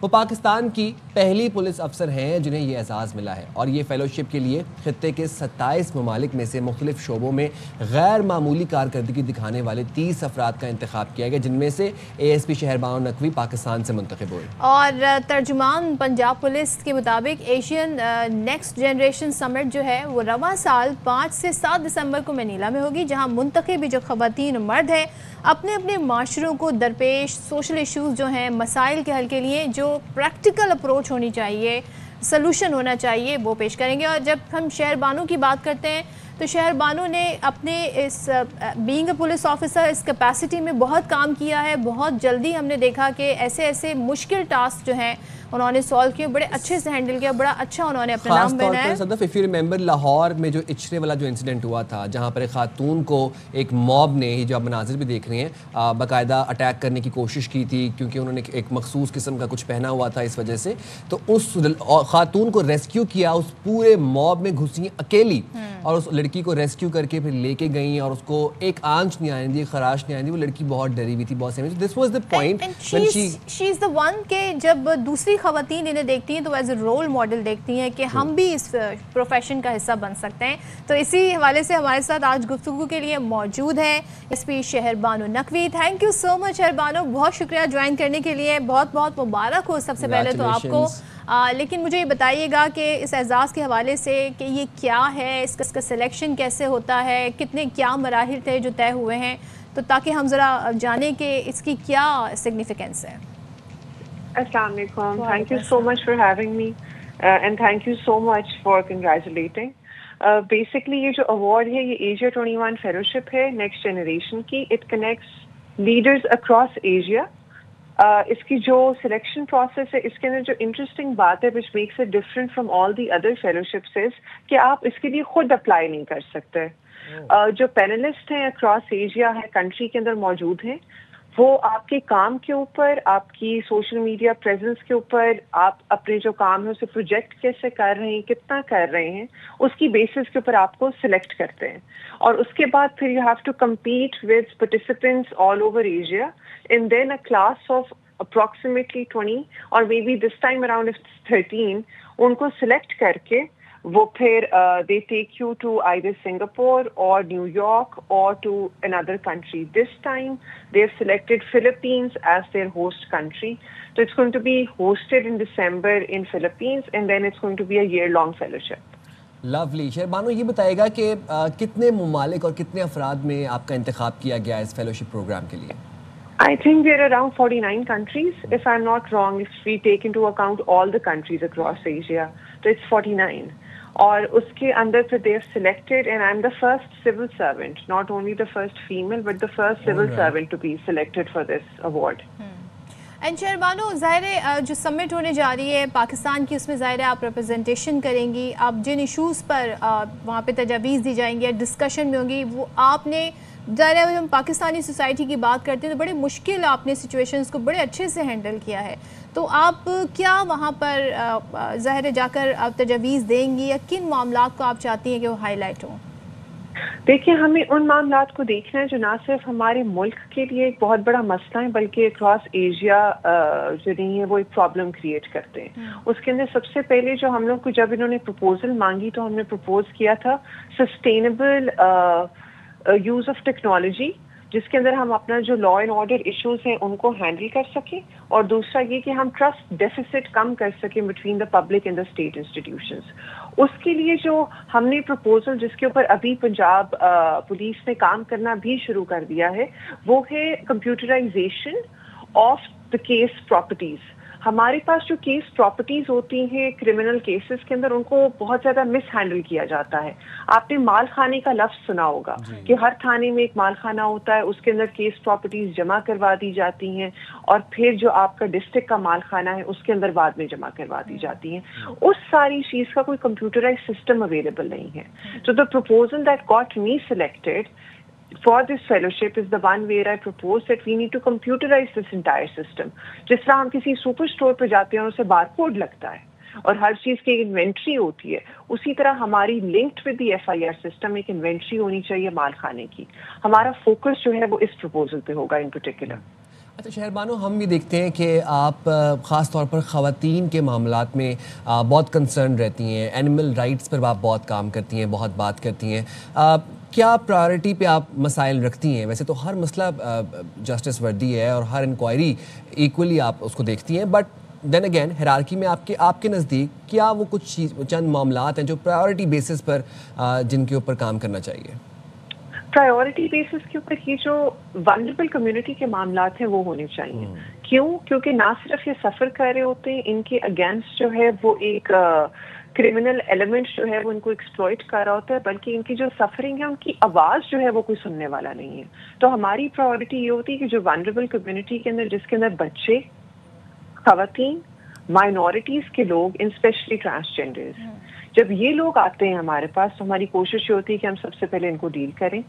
سوشل میڈیا پریزنس اور لوگوں کو ریچ آؤٹ کرنے کی وجہ سے ہمیں ایک ضرور فائدہ ہوا ہے، وہ یہ ہے کہ لوگ ہمارے پاس ٹوبا ٹیکسنگ، ایون GB، کشمیر، دور دراز کے علاقوں سے بھی خواتین نے نہ صرف انسٹاگرام پہ ریچ آؤٹ کیا بلکہ ان پرسن بھی آئی ہیں اور انہوں نے کہا کہ ہمارا مجرم جو ہے وہ جو ملزم جو ہے وہ ادھر ہے، لاہور کے اندر ہے یا ادھر پنجاب کے اندر ہے.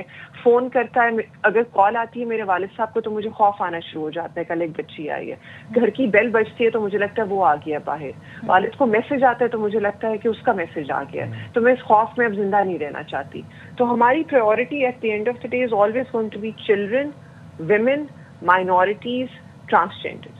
شہر بانو، ظاہر ہے آپ کو جب ایز اے رول ماڈل بھی بہت ساری لڑکیاں، بچیاں جو اس فیلڈ میں آنا چاہتی ہوں گی، جب وہ دیکھتی ہیں کہ پولیس ایک بڑا چیلنجنگ پروفیشن سمجھا جاتا ہے بالخصوص ہماری سوسائٹی میں خواتین کے لیے، اس فیلوشپ کے بعد آگے آپ نے کیا گولز سیٹ کیے ہوئے ہیں، کیا کرنا مزید چاہتی ہیں؟ ہم یہ آئیڈیا انکلکیٹ کرنا چاہتے ہیں. کل ایک ٹاک تھی جس کے اندر لیڈرشپ ان ویمن کی بات ہو رہی تھی سروس سیکٹر میں، تو ہمیں یہ بات کی کہ women should act like a tribe. خواتین کا ایک قبیلہ ہے، خواتین کو ایک دوسرے کا ساتھ دینا ہے. اگر خاتون کے بارے میں آپ کو غلط بات پتہ چلتی ہے تو آپ اسے اگنور کریں. اگر کوئی ایسا سوال جو کسی مرد سے نہیں پوچھا جاتا اور خاتون سے پوچھا جاتا ہے تو اس کا جواب نہ دیں. آپ اپنے آپ کو ایک پروفیشنل، ایک ایسے انڈیویجول کے طور پہ سامنے لے کے آئے جس کا جینڈر بعد میں ہے اور اس کا پروفیشن پہلے ہے، in order to succeed in life and be a leader. تو ہمارا فوکس یہ ہوگا کہ ہم لوگ ان ساری اویئرنیس کیمپینز کے اوپر کام کرنا سٹارٹ کریں جہاں خواتین کو یہ بتایا جائے کہ انہوں نے اپنے جینڈر کے بارے میں بعد میں سوچنا ہے اور اپنے کام کے بارے میں اور وہ انڈیویجول کے طور پہ کیسی ہیں پہلے سوچنا ہے. لولی، بہت شکریہ شہر بانو، بہت سی نیک تمنائیں اور دعائیں آپ کے لیے. Thank you very much for taking out time for باخبر سویرا. اور ہم چاہتے ہیں کہ اسی طرح ہی ولنریبل کمیونٹیز کو پروٹیکٹ کیا جائے اور ان کے لیے کام بھی کیا جائے. چلیں، تو پاکستانی کہتے ہیں نا پولیس آفیسر کے لیے ایک بڑا اعزاز ہے یہ. چلیں آگے بڑھتے ہیں، کراچی کی بات کرتے ہیں. اور جب کراچی کی بات کرتے ہیں تو مسائل کا پورا ایک انبار ہے، پہاڑ ہے جو سامنے آ جاتا ہے. دن سے رات ہو جائے اور رات سے پھر اگلا دن. اچھا، اب جو میں بات آپ کو بتانے لگی ہوں تو اس سے کراچی والوں آپ یہ نہیں سمجھے گا کہ رات گئے بارش ہو گئی تو یہ بارش کا پانی ہے. یہ بارش کا پانی نہیں ہے.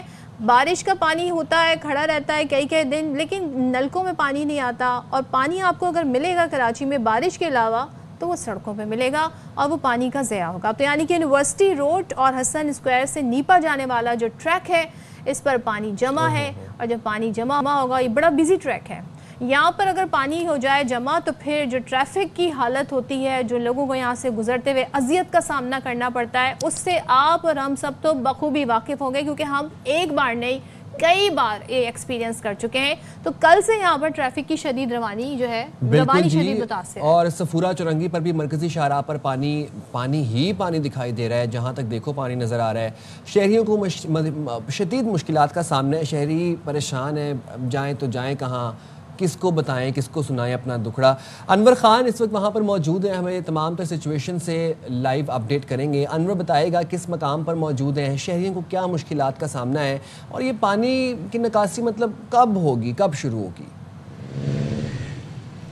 जी देखिए, इस वक्त मैं मेन यूनिवर्सिटी रोड के सामने मौजूद हूँ और मेरे दाएं जानिब वफाकी उर्दू यूनिवर्सिटी है। और इस वक्त मैं पस मंज़र के अंदर जो आप सूरत हाल देख रहे हैं, ये सीरीज का पानी है जो ओवरफ्लो होने के बाद यहाँ पे आया है, झील का मंजर पेश कर रहा है। इंतहाई सख्त ताफून है, बदबू और यहाँ पे खड़ा होना इंतहाई माहौल हो चुका है। और इस वक्त 3 से 4 मकामात के ऊपर ये लाइन इस वक्त ओवरफ्लो का शिकार है। हसन स्क्वायर से लेकर नीपा चौरंगी तक तामीराती काम के दौरान जो नाले ओवरफ्लो हुए थे, वहाँ पे जो कट लगाए गए थे, इसके साथ साथ जो दीवारें खड़ी की गई थी हिफाजती, उसके नतीजे के अंदर आज चौथा दिन है और चौथे दिन भी इस रोड को क्लियर नहीं किया जा सका। मेरे दाएं जानिब वफाकी यूनिवर्सिटी है, जहाँ पे हज़ारों तलबा तालिबात और असातिज़ा को मुश्किलात का सामना करना पड़ता है। यही मरकज़ी शाहराह आगे जाती है तो नीपा चौरंगी है, नीपा चौरंगी के बाद NED यूनिवर्सिटी, जामिया कराची और डाउ यूनिवर्सिटी ऑफ हेल्थ साइंसेज के साथ साथ सैकड़ों की तादाद के अंदर निजी और प्राइवेट स्कूल और कॉलेज इस रोड के ऊपर शामिल हैं। इस मरकज़ी शाहराह की बुनियादी जिम्मेदारी तो क्लियर कर, क्या काम किया जा रहा है बताएं अनवर, इस हवाले से जी देखिए बिल्कुल जी देखिए, इस वक्त यहाँ पे 3 इदारों की जिम्मेदारी है। बुनियादी जिम्मेदारी बन रही है कराची वाटर कॉरपोरेशन की, कि जिसके पास बहुत बड़ी तादाद के अंदर हैवी बाउज़र हैं। हमें गुज़िश्ता 4 दिनों के दौरान कोई भी हैवी बाउज़र कराची वाटर कॉरपोरेशन यहाँ पे नज़र नहीं आया। उसके बाद दूसरी बड़ी जिम्मेदारी बनती है बल्दिया उज़्मा कराची की, ये मरकज़ी शाहराह है उसके ज़िम्मे है, और इसी ये गंदा पानी इन गलियों के अंदर है, वो जिम्मेदारी बनती है टाउन की। तो ये तीनों के तीनों इदारे गुज़िश्ता 4 रोज़ से इंतहाई गैर फ़ाल नज़र आते हैं और गैर संजीदगी का मुजाहरा किया जा रहा है। तो इस वक्त जो पानी की निकासी है उसका ना होने के सबब जो अतराफ़ के मकीन हैं उनको भी खासी मुश्किलात का सामना है। सख्त बदबू और ताफून की वजह से यहाँ पर डेंगू, मलेरिया, दीगर सूरत हाल भी सामने आती हैं। जो मुताल्लिक़ा हुक्काम से जो हमारी बात हुई है वो ये कहते हैं कि क्योंकि तामीराती काम जारी है और तामीराती काम के हवाले से हमने एक अल्टरनेट सड़क दी है। अगर अल्टरनेट सड़क की बात की जाएगी तो वो अल्टरनेट सड़क की मुकम्मल तौर पर टूट का शिकार हो चुकी है। तो कराची वाटर अनवर ये तामीराती काम तो अनवर ये तामीराती काम तो अज़लों से जारी है, ये तामीराती काम कब तक जारी रहेगा? और जब तक ये नहीं जारी ख़त्म होगा, पाया तकमील पे नहीं पहुंचेगा, तो यहाँ पर हम यही मनाज़र देखते रहेंगे। जी देखिए, बिल्कुल कोई हतमी तारीख तो दी नहीं जा सकती। ये एक बड़ा अलमिया है, कराची के अंदर शुरू होने वाला कोई भी तरक्याती मनसूबा उसकी तारीख़ी फतह तो होती है, लेकिन हतमी तारीख का तयन ना आप कर सकते हैं ना मैं कर सकता हूँ।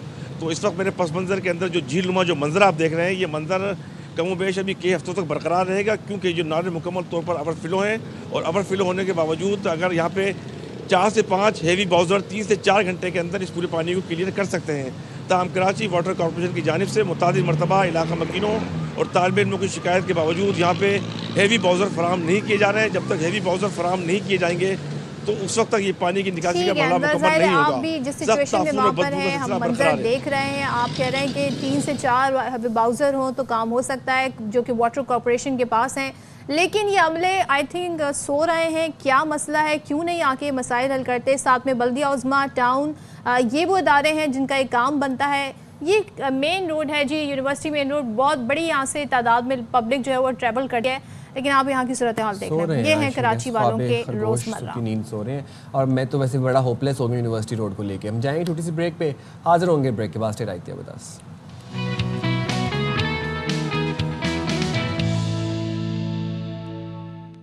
वेलकम बैक जनाब। और इस साल जितनी हमने बात की है मौसमियाती तब्दीलियों के हवाले से और जो हमने उसके कैटास्ट्रॉफिक कॉन्सिक्वेंसेस देखे हैं, इट्स हाई टाइम कि अब हम अपने लिविंग स्टाइल को, अपने लाइफ स्टाइल को माहौल दोस्त बना लें, एक ग्रीन की तरफ आ जाएं, इको फ्रेंडली चीज़ों की तरफ आना शुरू कर दें।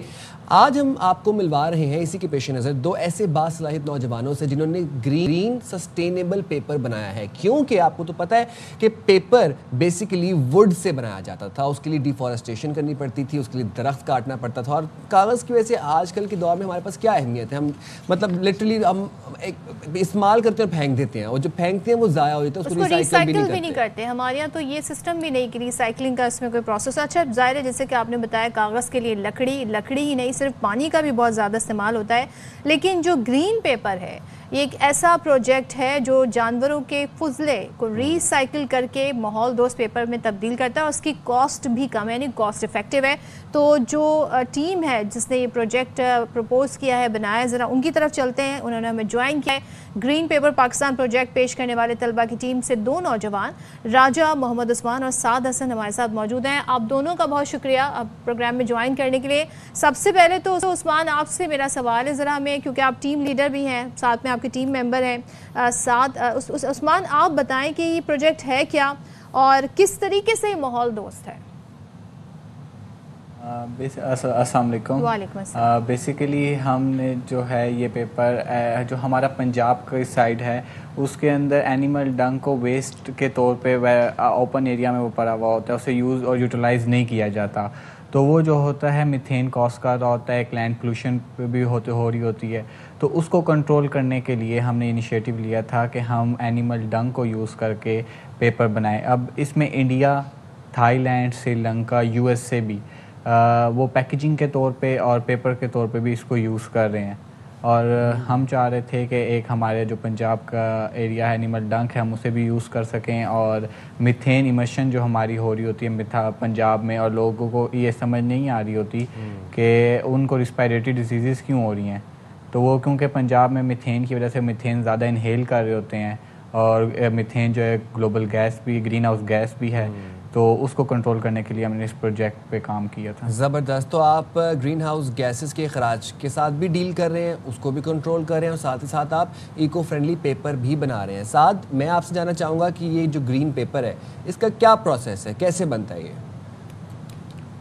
جی سر, فرسٹ آف آل تو ہمارے جو دیہاتی علاقے ہیں وہاں پہ ڈنگ پڑا, اینیمل ڈنگ زیادہ کاؤ کا ڈنگ جو ہوتا ہے وہ اوپنلی پڑا ہوتا ہے. تو سب سے پہلے تو ہمیں اسے کلیکٹ کرنا ہے اور اسے گرائنڈ کرنا ہے. گرائنڈ کے بعد اس کے فائن پیسز ہمیں مل جاتے ہیں, وہاں سے ہم انہیں فائبر کو کلیکٹ کرتے ہیں. جو ہم اسے تھوڑا فائبرز کو ہم چھانتے ہیں تو ہمارے پاس فائبر الگ سے آ جاتے ہیں. اب جو ریسٹ آف دا پروسیس ہے وہ ہم فائبر کے ساتھ ڈیل کریں گے. فائبرز میں ہم ریزنز لگائیں گے اور انہیں ایک پراپر جو ہوگا ہینڈلر اس میں اس پیپر کی شیپ میں کنورٹ کریں گے, اور دین اسے ہم ڈرائی کریں گے تو ہمارے پاس ایکو فرینڈلی پیپر تیار ہو جائے گا. اچھا عثمان ذرا یہ بتائیے گا, کیونکہ اس پروجیکٹ کے بارے میں یہ بھی کہا جا رہا ہے کہ جو عام کاغذ ہے اس سے سستا ہے, تو کس طرح یہ کاسٹ افیکٹو ہے, کتنا کاسٹ افیکٹو ہے یہ؟ بیسیکلی ہم جو یہ یوز کر رہے ہیں, جو ہمارے پنجاب کے اندر بایو گیس پلانٹس ہیں اس کی سیلری بھی ہم یوز کر سکتے ہیں. جو پنجاب کے علاقے میں ویسے وہ پھینک دیتے ہیں اسے, تو ہم اسے یوز کر کے ایک وہ ہمارے پاس آ جاتا ہے. اس کے بعد جو ہم اس میں فائبرز کلیکٹ کرتے ہیں تو وہ فائبرز ہم واٹر کے اندر وہ سینک ہوا ہوتا ہے. اس سے یہ ہوتا ہے کہ جو فائبرز ہوتے ہیں وہ ڈینسٹی ڈفرینس کی وجہ سے اوپر آ جاتے ہیں, اور جو ریسٹ جو مٹیریل ہوتا ہے اس میں فاسفورس اور ادر جو ایلیمنٹس ہوتے ہیں وہ موجود ہوتے ہیں. ہم اسے وہ فرٹیلائزر کے طور پہ بھی دے سکتے ہیں. اور جو یہ ہوں گے فائبرز, اس کے اندر جو ریزنس یوز کرتے ہیں زیادہ تر لوگ وہ آرٹیفیشلی ریزنس یوز کرتے ہیں. ہم جو ہے نیچرل ریزنس بھی اس میں یوز کر سکتے ہیں. ہم فروٹس جو ہوتے ہیں ان کے اندر ان کو یوز کر کے, ان کے ویسٹ کو یوز کر کے ان ریزنس کو بھی ڈال کے ہم یہ بنا سکتے ہیں. اور ایک یہ ہوگا کہ جب اینیمل ڈنگ ہم لوگوں سے خریدیں گے تو اس میں یہ ہمارے پاس افیکٹ آ جائے گا کہ لوگ ہماری جو ایک سرکولر ہماری جو ڈیری پروڈکٹس ہیں وہ بھی انکریز ہوگی, ہمارے لائف سٹاک بھی انکریز ہوگا, ایک سرکولر اکانومی ہماری پیدا ہوگی. ایک اور بات بتائیے گا مجھے عثمان, ذرا پریکٹیکل بات میں آپ سے پوچھنا چاہتا ہوں. سنس اب آپ یہ بتا رہے ہیں کہ کاؤ ڈنگ سے پیپر بنایا جاتا ہے, تو کیا یہ پیپر پریکٹیکلی یوز کرنے میں, اپیرنس میں, فزیکلی یہ ایک نارمل پیپر کی طرح ہے؟ لکھنے پہ یہ پیپر صحیح ہے, آپ کی جلد کے لیے, اسکن کے لیے سیف ہے؟ جی سر, یہ ٹوٹلی جو ہوتا ہے وہ سیو ہوتا ہے, کیونکہ جو اینیمل ڈنگ کے اندر ای کوائل, بیکٹیریا اور ادر جو سبسٹانس ہوتے ہیں, مائکرو آرگنزمس, وہ 60 सेल्सियस पे किल हो जाते हैं। हम जो हैं इसे 100 सेल्सियस पे 2 to 3 आवर्स बॉयल करते हैं, जिससे आल जो होते हैं, जो माइक्रो ऑर्गेनिजम्स होते हैं, वो किल हो जाते हैं। और सेकेंडली ये है कि अभी जो है इसकी तकरीबन इंडिया की भी 5 to 10 मिलियन डॉलर की जो है इसकी इकॉनमी है उनके पास, जो एनिमल डंग को, और ज़्यादातर वो यूज़ करते हैं एलिफेंट डंग को। और श्रीलंका और थाईलैंड के अंदर ऐसे रेस्टोरेंट्स हैं जो एनिमल डंग को वो यूज़ करके वहाँ जो टूरिज़म आते हैं उनसे वो इस तरह के पेपर और डायरीज़ वो टूरिज़म खुद जो टूरिस्ट आते हैं वो खुद बनाते हैं और उसको वो यूज़ करते हैं। ठीक है, थैंक यू सो मच। हमारे साथ उस्मान और साथ मौजूद थे, और ग्रीन पेपर इनका प्रोजेक्ट है जिसके बारे में हमें डिटेल के साथ बताए थे। लेट्स सी कि इस पर बहुत, वैसे क्लाइमेट चेंज के बाद हमें बहुत कुछ अपना लाइफस्टाइल चेंज करना है। डेवलपमेंट की जहाँ मैं बात करूँ वहाँ पर हम देख रहे हैं कि एआई में और चैट जीपीटी में बड़ी डेवलपमेंट हो रही है। खैर चैट जीपीटी और ग्रोक तो पीछे रह गया, अब तो जेमिनाई ने टेक ओवर किया है भाई। आप मुझे बताएं ये क्या आजकल पिक्चर्स चल रही हैं, जिसको देखो पता नहीं किस किस के साथ, दुनिया वो मिले नहीं होंगे कभी जिंदगी में, उसके साथ वो अपनी स्टार्स के साथ, कोई सेलिब्रिटी के साथ पिक्चर लगा रहा है। तो जरा इसमें लोग अपना इज़हार मोहब्बत कर रहे हैं, मोहतात रहे, अपना डेटा, अपनी सारी जो इन्फॉर्मेशन है वो आप एआई के हवाले ना कर दें। मैं थोड़ा सा इस मामले में मोहतात हूं। वो तो हम चैट जीपीटी के ज़माने से ही कर चुके हैं, वो तो चैट जीपीटी ग्रोक को हम अपने सब कुछ बता चुके हैं। जेमिनाई बेचारे ने क्या ही कर लेना है। चलें देखते हैं जी। आर्टिफिशियल इंटेलिजेंस कंपनी जी ओपन एआई जिसे कहा जाता है, उसने 18 साल से कम उम्र जो सारिफीन हैं, यानी जो चैट जीपीटी इस्तेमाल करेंगे, उनके लिए नए जो है रूल्स एंड रेगुलेशन, या यूँ कह लें उनके लिए सेफ्टी रूल्स जो हैं वो मुतारिफ करा दिए हैं। Thankfully, thank you so much, आपने ऐसा कर लिया है। और ओपन एआई के मुताबिक अगर चैट जीपीटी को महसूस हुआ, माशाल्लाह, चैट जीपीटी को अगर महसूस हुआ कि सारिफ 18 साल से कम उम्र है, तो वो उसे एक ऐसे मॉडल पर मुंतकिल करेगा जो कम हसास मौज़ूआत पर बात करेगा। बात सुने, ये बात तो फेसबुक ने भी कही थी। फेसबुक में आप देखें 13 साल का बच्चा, 9 साल का बच्चा, 10 साल का बच्चा, अपने आप को 18 साल का जाहिर करके उसने अकाउंट बनाया भाई। लेकिन यहाँ पर चैट जीपीटी इसलिए डिफरेंट है कि चैट जीपीटी को महसूस होगा। महसूस कैसे ये वैसे अलार्मिंग चीज है कि चैट जीपीटी अब महसूस भी करने लग गया है। मतलब वो इतनी जनरल आर्टिफिशियल इंटेलिजेंस, मैं समझती थी इंसान ही है जो महसूस करते हैं, या जानदार है जो महसूस करते हैं। आप लैंग्वेज चेक करें, ये आपको ना नॉर्मलाइज कर रहे हैं आपके जहनों में कि चैट जीपीटी जो है ना वो आप ही की तरह सोच रखता है। ये सब कुछ वो है जो फीड की जाती है इन्फॉर्मेशन, ये स्टिल इट्स अ मशीन। तो अगर चैट जीपीटी ने वैसे महसूस किया कि कोई कम उम्र सारिफ खुदकुशी या रूहानी दबाव जैसी हालत बयान करेगा, तो चैट जीपीटी कोशिश करेगा कि उसके वालिदैन को मुतला करे या मकामी हुकाम को भी आगाह किया। अच्छा, वैसे चैट जीपीटी के पास पेरेंट्स का नंबर कैसे आएगा? कैसे बताएगा? मकामी लोगों का नंबर कैसे आएगा? यानी अब तक चैट जीपीटी ने इतनी इन्फॉर्मेशन ले ली है कि आपके अम्मी अब्बू कौन है, आपकी मकामी इंतजामिया कौन है। ये तो वैसे एक अलार्मिंग सिचुएशन है यहाँ पर। लेकिन यहाँ पर हम देख रहे हैं कि चले जो 18 साल से कम उम्र बच्चे किसी डिप्रेसिव एपिसोड से गुजर रहे हैं, किसी अपने लाइफ में एक रफ पैच से गुजर रहे हैं, तो चैट जीपीटी उनको हेल्प करने की मदद भी करेगा। तो जहाँ पर एक ये पॉजिटिव डेवलपमेंट है, वहाँ पर कुछ ये अलार्म्स भी थोड़ी बेल रिंग्स कर रही है। 2 पॉइंट से वैसे चैट जीपीटी से आप जो भी कहना वो आपसे एक तो अग्री करना शुरू कर देता है हर बात पे। आप कभी उससे बहुत ही डिफरेंट बात करके देखें जो आप नहीं चाहते हैं, आप देखिएगा वो उससे भी एग्री करेगा। चैट नेवर सेज नो, वो हर बात भी यस कहेगा। जैसे इंसान इज स्टिल स्मार्टर अशरफुल मखलूक़ात हैं हम जनाब। तो यहाँ पर हमारे प्रोग्राम का वक्त अपने इख्तिताम को पहुँच रहा है और हम आपसे कल भी मिलेंगे 9:03 चैट जीपीटी से आपने मोहतात रहना है, एल्गोरिथम से मोहतात रहना है। और आज एक बार फिर से अरशद नदीम, आज फाइनल राउंड है, तो उनके लिए बहुत सारी दुआएं करनी है और जमकर टीवी देखना है दुआओं के साथ। तो जी मुलाकात होगी आपसे कल 9:03 पे। तब तक के लिए अल्लाह हाफिज। अल्लाह हाफिज। पाकिस्तान जिंदाबाद। जिंदाबाद।